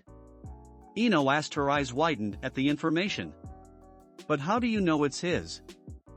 Kiba grinned, tapping his nose lightly. We've been classmates for years and there's been times where we've all bled before. I know what all you guys' blood smell like. He turned to Niji and Tenten. Except you guys. Then can you use this to track down Sasuke, correct? Niji asked. And what about that other jounin we're supposed to find? Do you have a lead on her as well? I can smell all of their scents, but I can't know whose smell is who unless I've seen them. He said before grinning again. Luckily for us they're all in the same direction. Then what keeping us? Let's get a move on. Niji said, and they all did just that. Triple X. Kabuto was leaping through trees on his way to Lord Orochimaru's hideout, carrying a knocked-out Rin tied up on his shoulders. He severed her nerve system so she wouldn't move correctly even if she did wake up. He only had one problem. Where are the sound for? They were supposed to be ahead of me. Kabuto was confused, evident by the look on his face. What was holding them up? When he leaped on a thick branch, he decided to stop right there. He wasn't necessarily a sensory ninja, but he could sense well if anyone was close enough to him. And he didn't sense neither one of the four at all. Kabuto sighed. Damn it. I have to go back and make sure Sasuke makes it here. He turned around and leaped off the branch, making his way to the Sound 4's last location. Triple X. How are you feeling, Lord Danzo? One of the many medical men that were taking care of him in his efforts for a swift recovery following his fight with Itachi.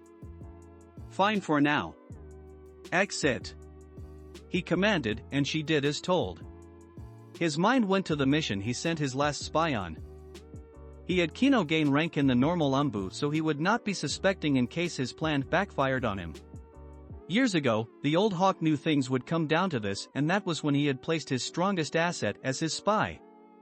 Now he could only hope that he could bring Sasuke here. He needed the Sharingan, but he also needed to stop Orochimaru's plans dead in its tracks. Now that he was forced into the Akatsuki, he couldn't take any major action now that his forces were being watched. But he could also use that to an advantage. His route could be used to further his goals, but they would have to grow stronger as well as more members. He lost a lot during his attack on Konoha. He was left in thought throughout the rest of the day. More plans and theories needed to be tested. Triple X. The Sasuke Retire Val team was flying through the densely vegetated forest. They needed to make up for lost time, or they knew they wouldn't be able to catch up in time to save Sasuke. Kiba and Akamaru's noses were working to track the Uchiha, ready to switch directions anytime as well as tell Shikamaru if different scents went in different directions. For all parties it was a race for time. Chapter 42. Four figures stepped from a spiraling void, looking at their surroundings as it disappeared just as quickly as it appeared. We're here, stated Obito, leading the hooded group through the village. He had decided to teleport the teens inside the village once Sarada's chakra had calmed down enough for her to mask it.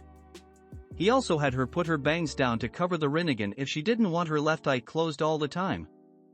He stared forward into space, his feet going where he would hide them out. He didn't know how he would talk to Sarada. He knew hatred and despair lurked in her heart when he first saw her, but after Sasuke's body was burned by the Amaterasu it elevated to new levels. She had more of it than even he did. But what he couldn't figure out was what was keeping her from snapping. What was keeping her mind in check? Was it her two teammates? It had to be. Even he felt it. The bond between the three keeping her in line. That was difference, he supposed. While he had no one to take him away from his hatred when he first stumbled on his path to Hokage, she did.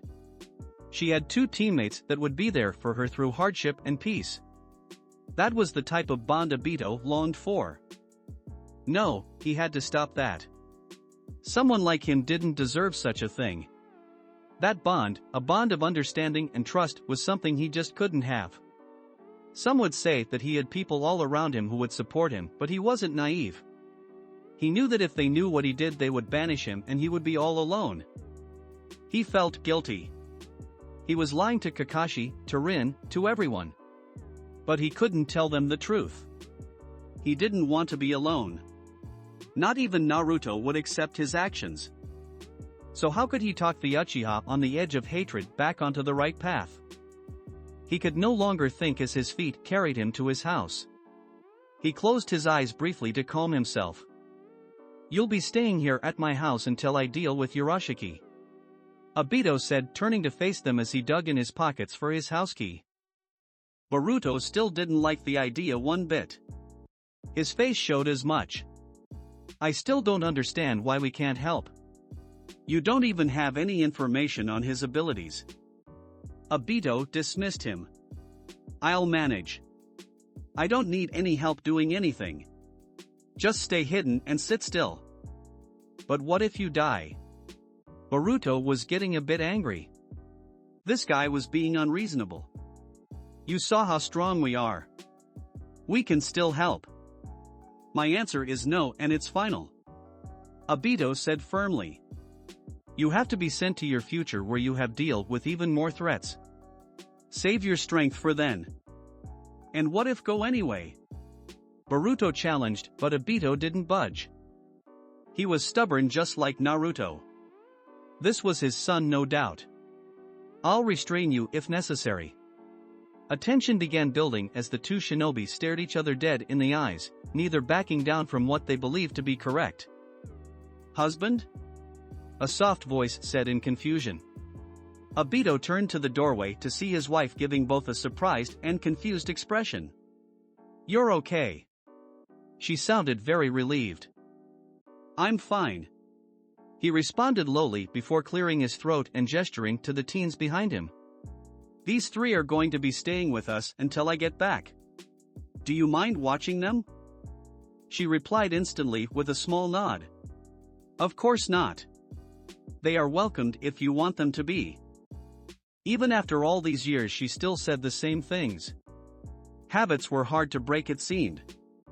"Go and make yourselves at home," Obito said, turning to the three teens. "We have free rooms upstairs that you could use until you leave. Use them." Three teens began doing as instructed, but Boruto clearly didn't like it, evident by the frown on his face. Though Obito was worried about Boruto, he was more worried about Sarada's silence and easy acceptance. He thought for sure she'd be the one to lash out. "Nothing's ever easy for me, huh?" Stepping back into the doorway after letting the teens in, Yukina spoke. "If you don't mind me asking, who are those children? And why were they with you?" He was about to dismiss her, but her sister's words came to mind. "Have you ever tried to make time? That's what couples do, you know." What an annoyance. He wished he never talked to her because now he knew he would follow her advice. Why? He didn't know. Maybe he wanted an actual relationship. "No, that's not it. I just want to get that annoying girl to stop talking. That's all." He let out a sigh. "I'll give you a quick rundown. XXX. We have to save Sasuke. We have to," Naruto thought, glaring forward as the large group of shinobi raced to make up for lost time. Kiba had gotten the smell of Sasuke they needed and began following it, while Shikamaru, Hinata and Shino mapped out the terrain for shortcuts. Kiba noticed that all the smells were on the move, so they had no time to waste. "Hey guys!" Kiba yelled out for the entire group to hear. "Sasuke and another smell are heading this way." "Ah, did that mean Sasuke escaped?" Sakura asked, leaping off of another thick tree branch. "Don't know, but we'll meet him halfway," Shikamaru said. "Kiba, let's speed things up." Kiba smirked. "Heh, don't gotta tell me twice. Just make sure you can keep up." His chakra fluctuated and he speed up even more, to that amazement of his peers. "He's even faster since our fight," Naruto noted. XXX. They've caught up already. The wood style using ninja thought, sending the approach of the four individuals. It seemed this wouldn't be as easy as he thought. Speeding on the forest floor, the ninja turned all around him to see Sakan to his left, Kadamaru to his right, Tayuya above, and Jirobo in the back. They all had focused glares bearing on him, and he knew that were about to attack. Spider webs shot from his right and glued to trees he was dodging around, slowing down his movements enough for Jirobo to gain a bit more distance. Jirobo leaped into the air high and slammed his hands onto the ground hard enough for it to shake. Immediately, the earth began to crumble, quickly reaching the masked ninja, but he was prepared. He leapt into the air, preforming a single seal. Water erupted around him, cutting Tayuya off as she was about to attack him. He was readying himself to use the body flicker to gain more distance when Kadamaru stopped him. "I can see you this time," he yelled, releasing an arrow made of his special sticky gold. He had been sure to keep an eye on the Umbu ninja this time. The Umbu's eyes widened and he was able to stop by skidding along the ground, the arrow barely touching his face. But now that he stopped, he was surrounded by the four-sound ninja. Before he could think of his next move, his mask cracked and shattered, falling to the forest ground as the others had a good look at his face. "Heh," Kadamaru smirked. The man was from Konoha, after all. "Die, trash." Behind him, Jirobo launched at him, aiming a powerful fist that the Umbu could barely react to. He turned his body and dropped Sasuke to the forest ground, using two hands to block a fist that almost caused his knees to buckle, the ground caving beneath him. He was so distracted on not trying to get hit that he didn't see Sakan sneak up behind him, grabbing Sasuke and fleeing to the man's growing dismay. Jirobo's eyes widened when wormwood wrapped around his outstretched appendage. The man had turned his hands into wood, using them to wrap around and retrain the teen. Jirobo tried to break away using his other hand, but the wood hadn't budged, even under his strength. "Not so fast," Kadamaru remarked, his special type of arrow ready to be released on the boy. Using the full power of his first form curse mark, he added strength to the string before releasing it, a gust of wind forming from the impact. The wood user was able to sense it and his arm formed wood from it before it wrapped around his body. The arrow had hit the makeshift shield with enough force to pierce it and actually impale the man, but only slightly. Kadamaru grinned and the Umbu grunted from the pain in his back. The arrow was stronger than anticipated and he was feeling the pain of his mistake. While he was dealing with the pain, he hadn't noticed the black marks forming over Jirobo. Strength amplified because of the mark. He pushed back on the elastic wood holding him down and it broke under the force, smashing the surprised Umbu into the ground. Debris lifted from the impact and the ground caved even more. "TCH, Tayuya huffed in annoyance. What a chump. Jirobo, keep the man distracted. We'll be going to take Sasuke to Lord Orochimaru," Sakan instructed.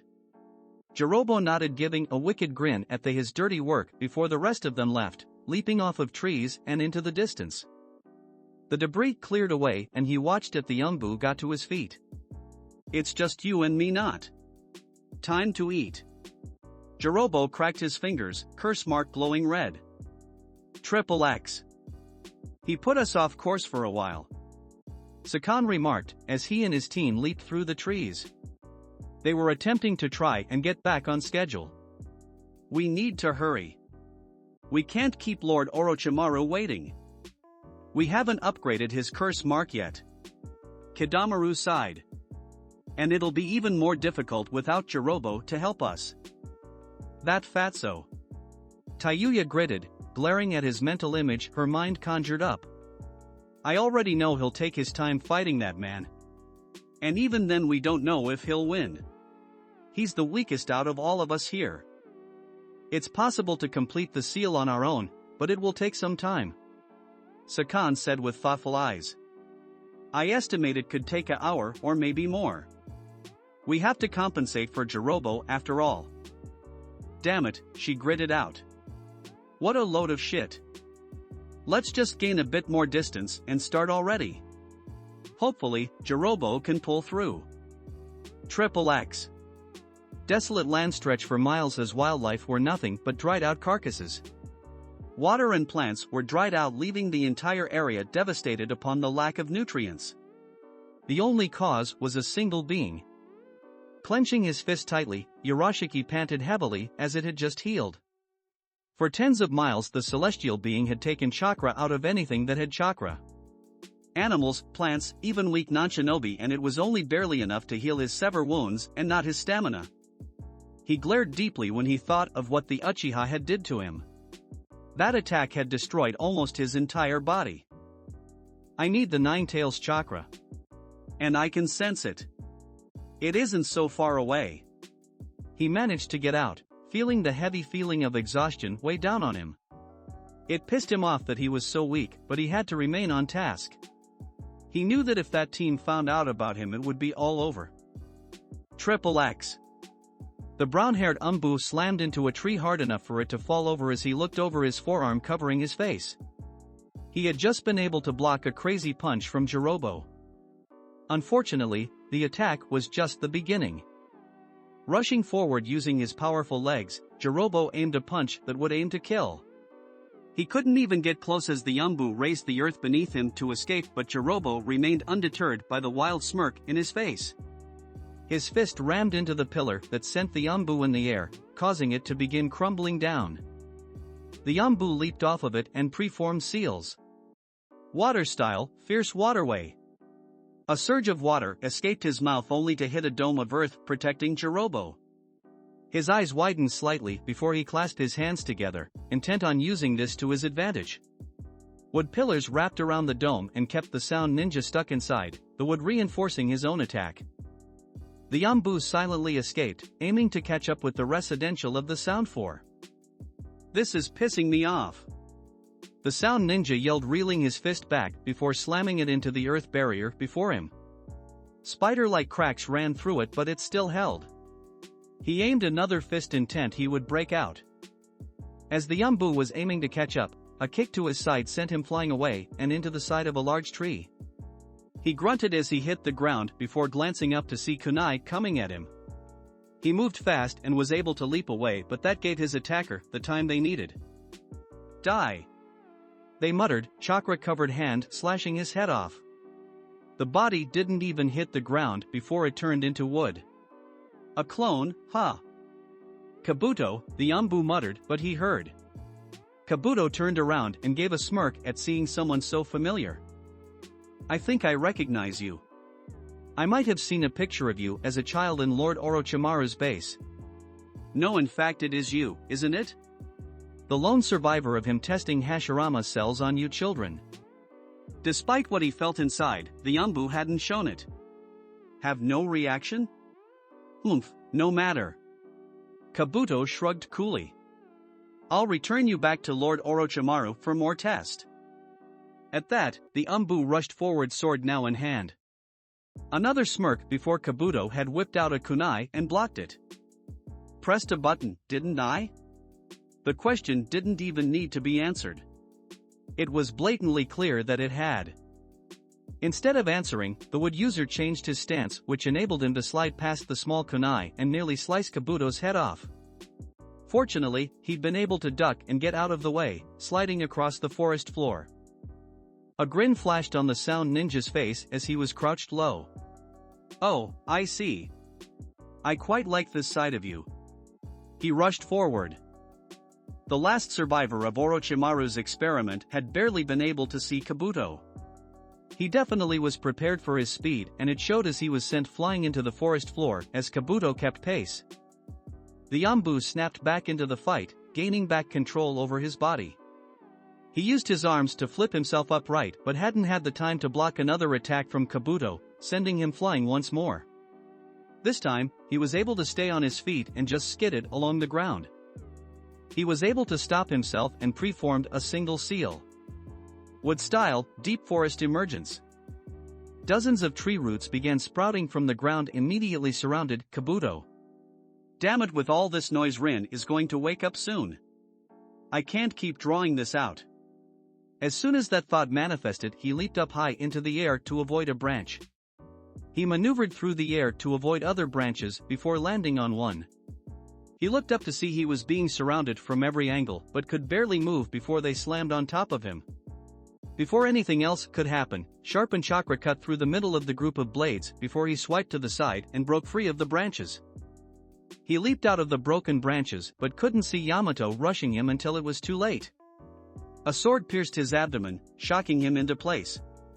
Gravity began taking effect on the two men, but Yamato was more worried about seeing the man before him turning into mud. A clone. He realized in surprise. It didn't last long as the real Kabuto broke out of the ground aiming a chakra scalpel as he rushed. Yamato spun, slicing through the earth clone to turn and block the scalpel with his blade. Kabuto smirked once more. You didn't think that was the end of me, right? The look on Yamato's face told of his own frustration. Shut up. He gritted out. Gravity forced the two to separate and both landed on the ground. Outwardly the sound ninja was showing confidence, but inwardly he was all analytic. He thanked his spy background for that. Rin is a very skilled medical nin. I suspect the antibodies in her body should wake her from my toxin in less than 2 minutes. I already know I won't be able to end the fight in that time limit. Not only does he have wood style, but also the healing that comes with it. What a tricky situation he was in. Water style, water wall. A giant wall of water rose up but wasn't nearly fast enough to catch up with Kabuto, who had leaped onto a high branch. The snake user figured out quickly what the Yambu was doing. Trying to use this as a diversion, huh? I thought you were better than that. Bending at an angle, he leaped off the branch, breaking it and sending himself through the water wall where he met the fleeing back of Yamato. He aimed a large chakra scalpel. Die! Yamato could only look back in surprise but was saved when Sunban out of nowhere pierced Kabuto in the arm, cutting off the chakra in it by abusing his pressure points. It fell limply to his side before Yamato was able to counter, kicking the sound ninja back into a tree. Are you okay? Someone asked him, landing beside him. He turned to see Kakashi's former teammate Rin, giving him a worried look. Her eyes widened when she met his own. Wait, you're Tenzo, right? From Kakashi's Ambu team? Her question was never answered as Kabuto suddenly fell to his knees, groaning loudly. Rather bug veins began bulging in his arm that Rin had managed to struck. It began turning red and green and he began yelling loudly as pain shot through his body. What's going on? Yamato wondered aloud. Poison. Rin answered. I was able to coat some of my poison onto my Senbon. But it isn't for killing. I will be bringing him back to Konoha for questioning on Orochimaru's whereabouts. Yamato turned back to Kabuto but glanced at Rin sneakily. This is my chance. If I take him to Lord Danzo, then we could get information on Orochimaru. The thought brought on anticipation as he kept glancing back and forth at Rin, carefully using the time to prepare his next move. A calm intake of breath helped him relax and he glanced at her for what would be the last time before he would attack. However, this time it was different. He stopped in silent shock when a kunai was aimed right between his eyes, so close that a single move would end him. His face failed to show the shock he was feeling, but his heart hadn't done the same, beginning to thump numbly in his chest. You were planning on attacking me, were you? The question came out slowly, as if she couldn't believe what she was saying herself. She had known him for just about 10 years and she wouldn't be stretching it at all by saying he was the definition of kind and respectful. To think that he actually thought about attacking her was something she wished hadn't crossed her mind. The question remained unanswered and Kabuto began laughing despite the pain of the poison bringing him to his knees. Can't even trust your own co-comrades, huh? As he laughed at the situation before him in utter glee, Rin had already turned back to Yamato with clear reluctance on her face. Keeping the kunai steady, and eyes locked on Tenzo for any movement, she slowly brought up her other hand, preforming one of the 12 ninja seals. Ninja art, knockout poison mist. She felt chakra fluctuate around her body before she felt the unfamiliar, borderline uncomfortable feeling of her own pores from her skin opening. Deep blue mist within her body made from her chakra began pouring out of every opening within her clothes. Heart rate skyrocketing, Tenzo got over the fear of death and leaped back a safe distance. Rin still held a regretful look on her face and he almost wondered why until he knew. He froze. He could feel his heartbeat slowing and the feeling in his body numbing into almost nothingness. Shinobi instincts kept him on his feet and he somehow was able to bring a hand to cover his nose. But it was too late. The odorless gas had already taken effect and the extra movement had took away his footing. His skin began turning blue as the gas worked its way through his body. He couldn't even feel that, however.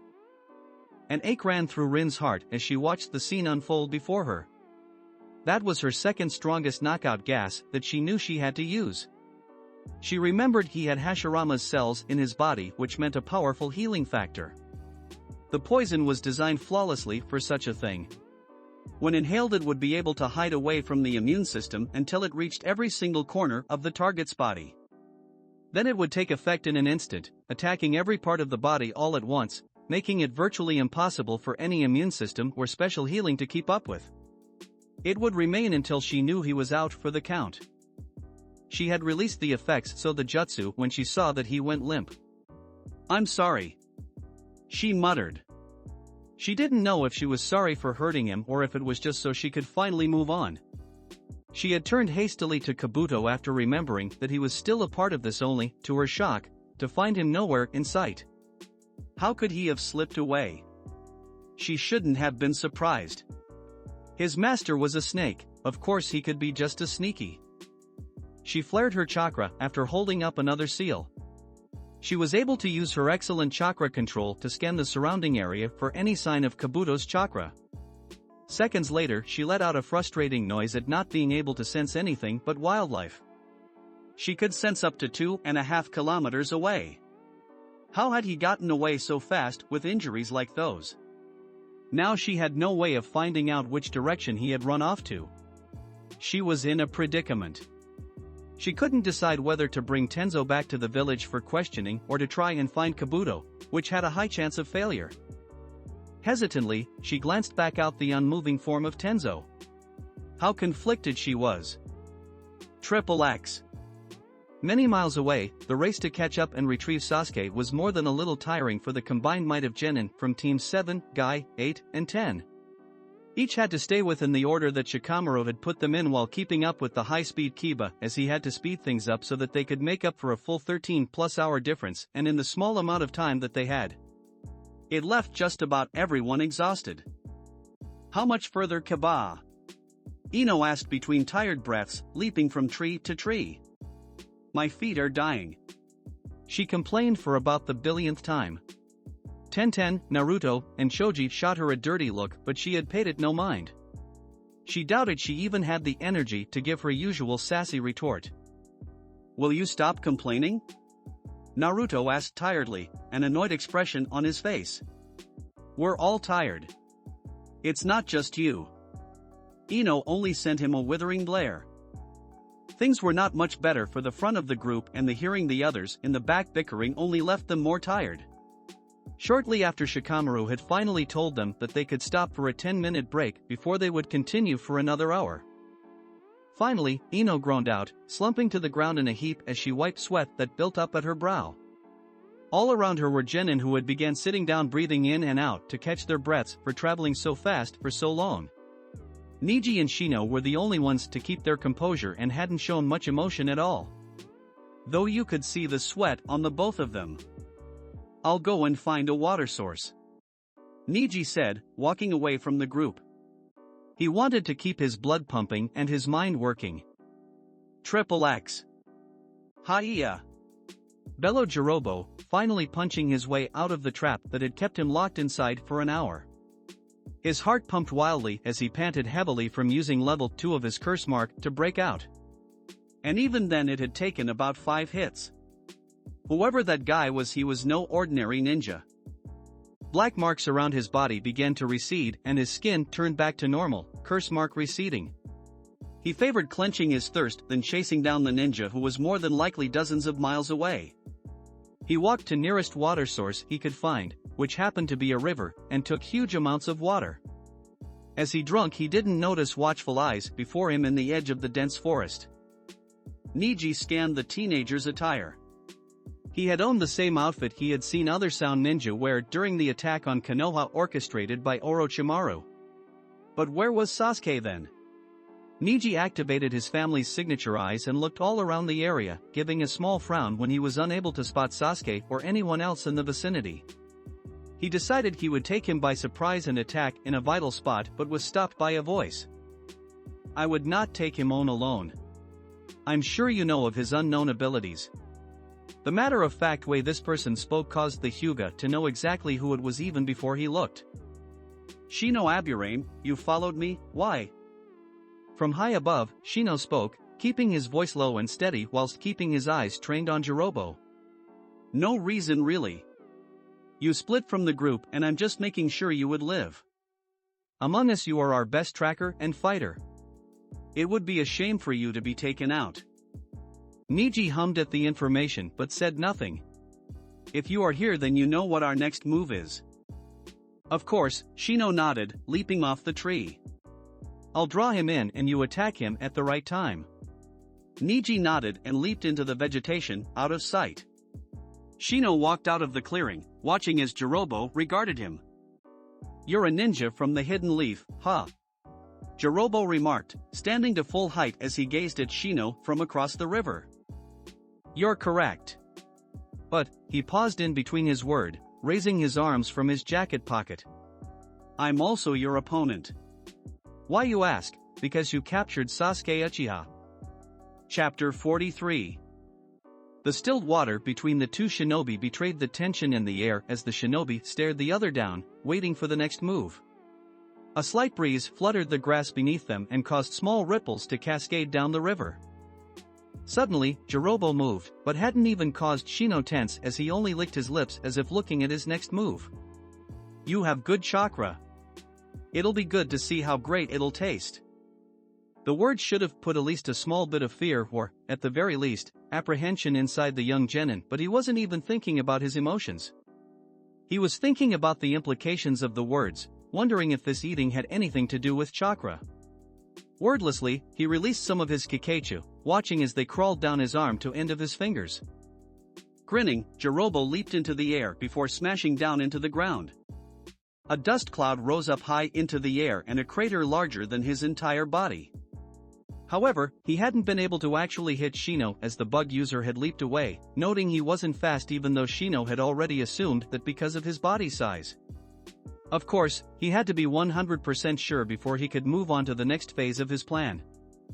Shino skidded to a halt and a sizable number of Kikeicha flew from his sleeves, making a beeline at the sound ninja. Jirobo only smirked, remaining stilled in confidence. You think a couple of bugs can hurt me? Shino's insects chose that time to swarm him, beginning to suck out the chakra and restrain him.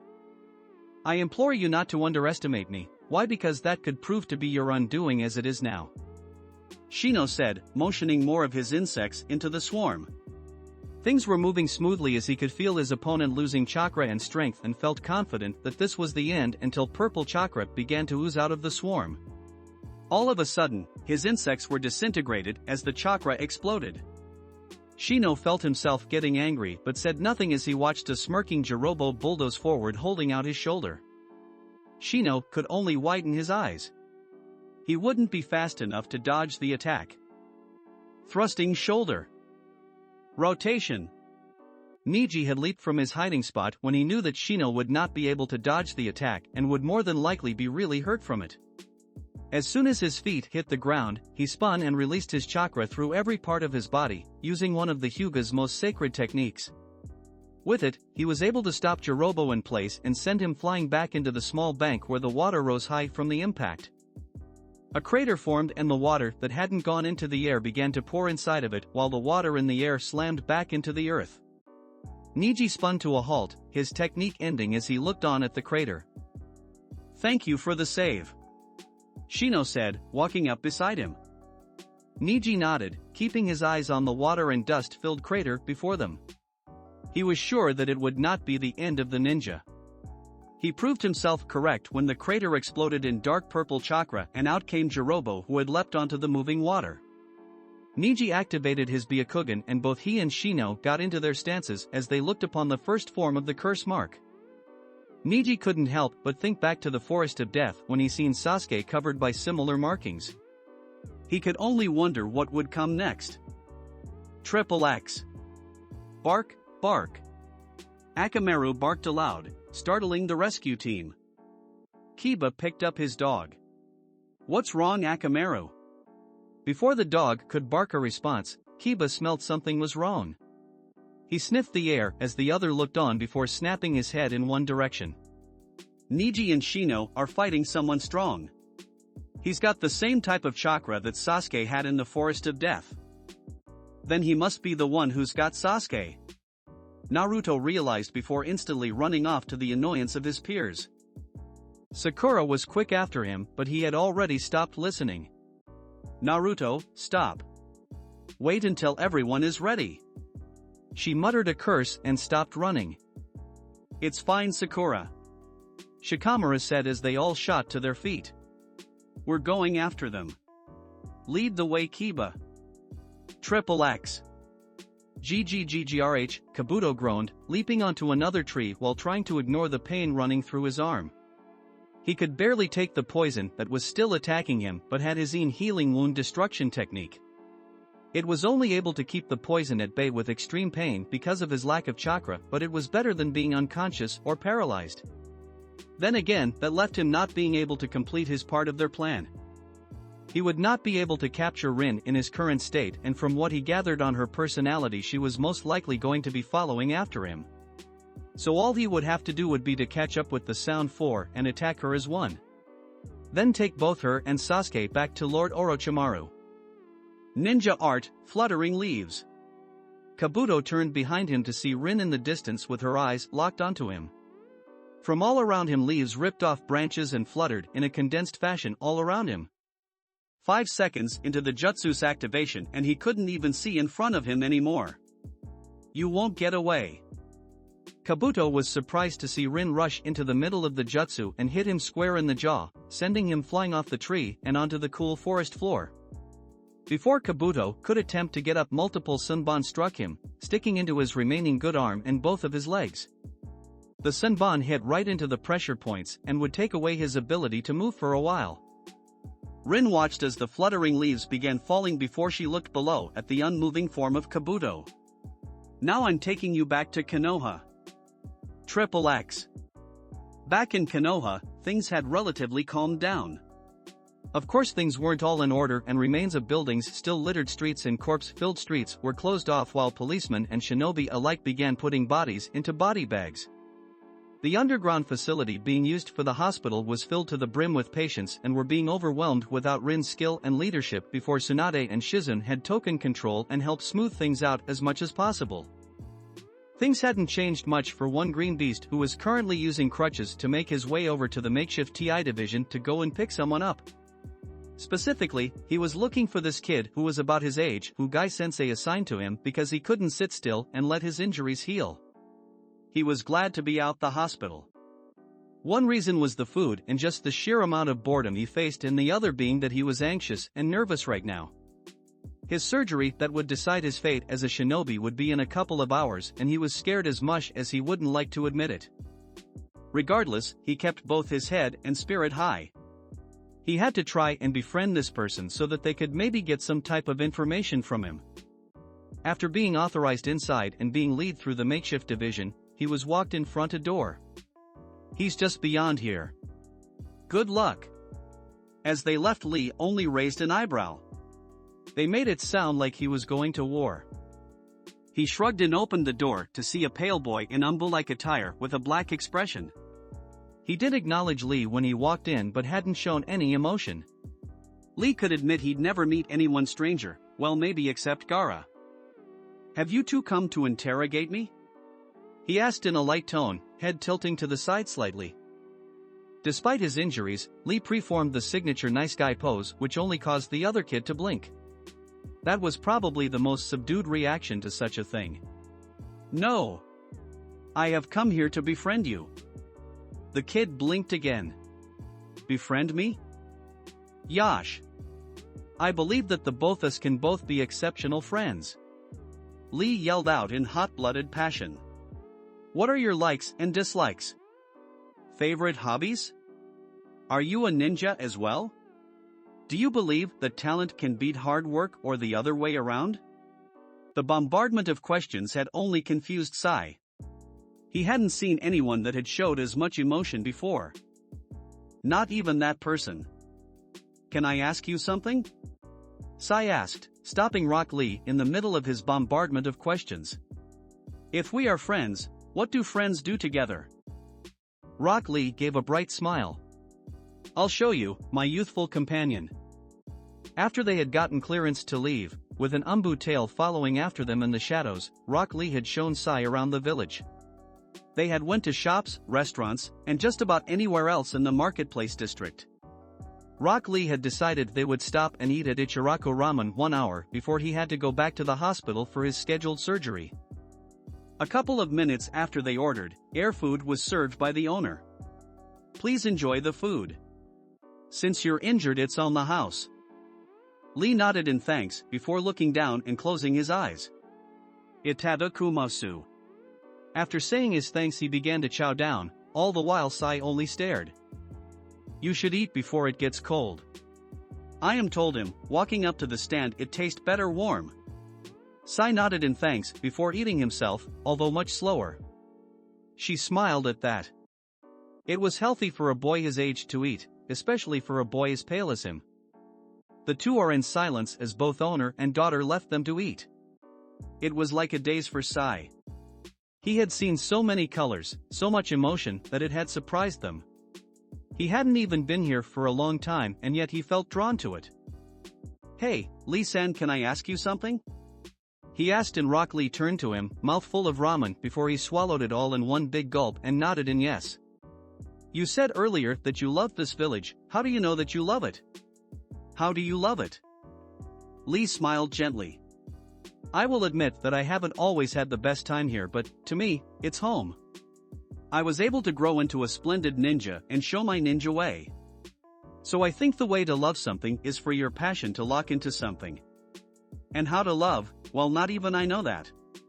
Everyone has different ways that they express their love for something. So it's complicated? Sai asked slowly, frowning. Lee only smiled. That's just how emotions are. Sometimes you don't know what the exact cause for it, or why you feel that way. As he went back to eat, Sai could only think about his words. He wondered how he could feel such emotions like everyone around him could. After dinner, the two boys had went back to the intelligence division so Sai could go back inside. Wait, he told the guards that would be bringing him back to his room. They stopped and he turned to look at Rock Lee. I hope you can recover from your injury during surgery. Moved to tears, which was a bit dramatic, Rock Lee raced forward and embraced Sai into one of his youthful hugs. Thank you for your support, Al. Your youth is showing, my pale friend. It is? Sai questioned, trying to look down at his pants. Lee, however, didn't hear him but had released him from their hug, giving him the biggest thumbs up he could muster. I'll be sure to do that. You can watch me become a splendid ninja. Sai nodded and the guards grabbed his shoulder, beginning to lead him away. Lee smiled brightly, waving goodbye at his retreating form. I will come back as the rejuvenated handsome devil of the leaf. Sai could only form a small smile. I look forward to it. He muttered to himself. Triple X. Niji landed harshly on the ground, grunting from the pain of his landing. He had just been tossed by Jirobo for getting a bit too close and being caught off guard from his speed that Niji hadn't thought he possessed considering his size. The pain wasn't enough to keep the Chunin-level ninja down long as he had made it back to his feet by the time Shino had leaped beside him. We should work together. I've worked with Hinata on occasions. I can make do with your style of fighting. Shino explained calmly, showing no open sign of emotion despite seeing his teammate being flung like a ragdoll. Niji felt like the bug user was onto something. He ran his arm across his face to wipe the spittle that had shot out of his mouth from his harsh fall. What do you have in mind? Only to get you close. Draw him in and I'll surround him. That should free you up to use your gentle fist technique. Shino explained and Niji nodded, agreeing with the plan. Niji knew most of his strength came more from his chakra than his own physical, and if he could shut it down, that capturing him would be a lot easier. Shino gestures his arm forward, releasing a wave of insects into the air as Niji jogged forward and activated his Byakugan.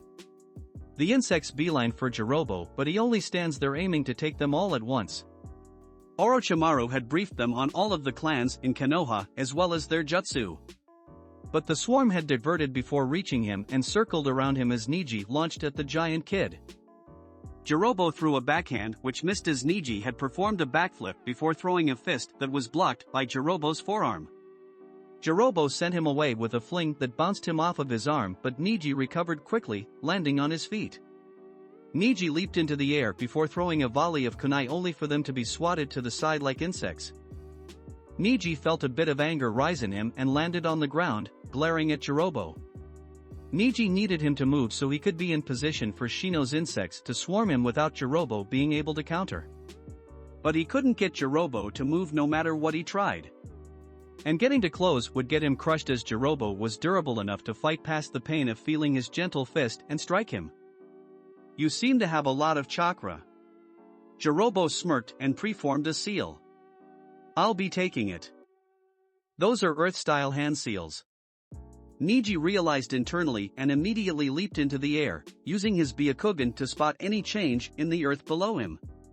Jirobo stopped mid-seal and watched the Hyuga land on the branch of a tree. "I have a plan." Niji reached into his ninja pouch and once again threw a volley of kunai at the sound ninja, but he only chuckled. "Again with these toys?" He brushed them aside, but his arrogance hadn't allowed him to notice that one had an explosive tag tied to it. It activated and exploded, sending dust flying everywhere that obscured the vision of normal eyes, but Niji could see through it. He jumped off the tree and circled around the sound ninja as he remained dazed, feet skidding along the ground. When the smoke cleared, Niji had his entire palm into the back of Jirobo and launched him into a close-by tree with a thrust of chakra. Finally, a direct hit. Niji thought, grinning a bit as Jirobo fell into the dirt below them. "Now," Shino said, directing his Kikaichu to Jirobo. They swarmed him almost instantly, covering the entire area in chakra-sucking insects. Though this could wield no results as dark chakra once again shot through the insects, disintegrating them. "Weakling. That'll never work," Jirobo yelled. He hadn't realized the trap he had fallen into until it was too late. Behind him, Niji got into a signature stance, bending down with both arms stretched out and one higher than the other. He could see the trigram circle appearing beneath them as he readied himself for his assault. Gentle fist art, 8 trigrams 64 palms. Niji spun, bursting into Mach speed as he began to start his combo of strikes, aiming to take away the chakra. He started with 2 strikes and doubled the speed the further he went until he ended it all at 64 and pushed the spun ninja back with a palm laced with chakra. Blood shot out of Jirobo's mouth and he fell to the ground. Pain erupted around his body as Niji had struck every chakra point. The pain were coming from his organs that were close in the area. Niji took a calming breath and released the tension from his body. He took a look over at the sound ninja and saw no chakra running through his coils. This battle is over," he said with finality, deactivating his Byakugan in the process. Shino walked over beside him just before Naruto joined them in the clearing. "Hey, what's going on? Where's Sasuke?" Naruto yelled urgently, running up to the two. Shortly after, the rest of the group had joined them. Niji took it upon himself to explain. "I happened to come across him when I was going to get some water from that stream. Shino joined up with me and we took him down just before you guys arrived. Short, sweet, and to the point. Good job, Niji." "What about Sasuke?" Shikamaru asked, looking around. "He's not with this clown," Niji said. "Or in this area for that matter." "Hey you! Wake up!" Naruto yelled, stalking over to Jirobo, who hadn't moved since he had first fallen. The gentle fist was something else.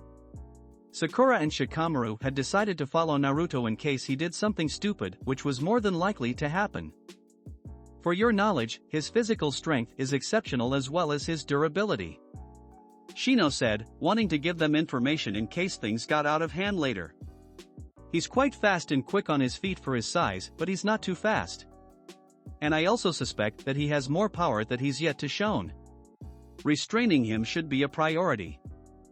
"I agree," Niji said with a nod of acceptance. "Wow. He sounds tough," Ino said. He sounded like he'd give much more trouble than what had actually happened if only 2 of them took him down. Hey guys! Kiba suddenly called out in urgency, gaining everyone's full attention. Another battle is not too far from here. I smell 4 cents and Sasuke's one is among them. Then let's get going! Naruto yelled, immediately taking off into the direction Kiba was looking at. Wait, you idiot! Stay in formation! Naruto ignored the yell for him. He would bring Sasuke back. Even if it killed him. Triple X! Arg! Sasuke yelled, falling to the ground in painful heap. Before him was Tayuya, and ever since he had woken up she had been beating down on him. At first he had managed to fight back, but previous injuries and lack of chakra had wore on him eventually. He could no longer defend himself and Tayuya took full advantage. Seems of all the shinobi the great Uchiha clan produced that you're the weakest of all. And you're supposed to be clan leader one day? What rubbish! She said, smashing her foot into his gut. Her other teammates watched the physical and mental torment with delight on their faces. They had figured that the curse mark wouldn't evolve unless Sasuke had the will to evolve it. The only thing that would happen if he evolved it forcefully would be that he would use that power against them and make it even harder on their lord, Orochimaru. Something that they could pay with their deaths. So they devised a plan, which was very simple but effective. They knew of the Uchiha pride from Orochimaru and would exploit it by having one of them beat the shit out of him until he was forced to use the power. It was essentially going to make him see that he was nothing without it, and it would only help him naturally come to Orochimaru for the power that he already seeks. He just needed a push. And being beat up by a girl would only fuel that even more. Don't you see, you are nothing without the curse mark you possess. Go ahead and use it to fight me seriously. She yelled, picking him up by the collar so he would be looking at her in the eye. That would soon prove to be a fatal mistake as his eyes had opened all of a sudden and changed into a Sharingan. He had immediately put her into a genjutsu, causing her to release him and fall to the ground unmoving, but before he could make his move his head was stomped violently into the ground by Sakan as both him and Kadamaru had landed at the scene. Kadamaru had walked over to Tayuya and bent over, holding up a seal. Kai! He yelled, disrupting the mixed signals in her chakra and deactivating the genjutsu. With a grunt, Tayuya got to her feet and glared at the downed Uchiha who was gritting his teeth in pain under the Sakan's feet. Pretty nifty of you. But it didn't get you far. I've told you before that even your battle with those Akatsuki you had to use the curse mark to fight because of your weakness. Sasuke looked over with surprise in his eyes. How do you dash? Lord Orochimaru hid surveillance snakes all around that little town. He wanted to be sure of your strength and progress with the curse mark, but you were only using it to help those leaf bitches. Tayuya explained arrogantly, looking down on him both figuratively and literally. Your Uchiha blood is nothing but a fraud. It's holding you back from your true potential. Sakan smirked and took his foot off of Sasuke. Get up and use your curse mark to fight me, or black mark spread across her body. Or die knowing your weakness.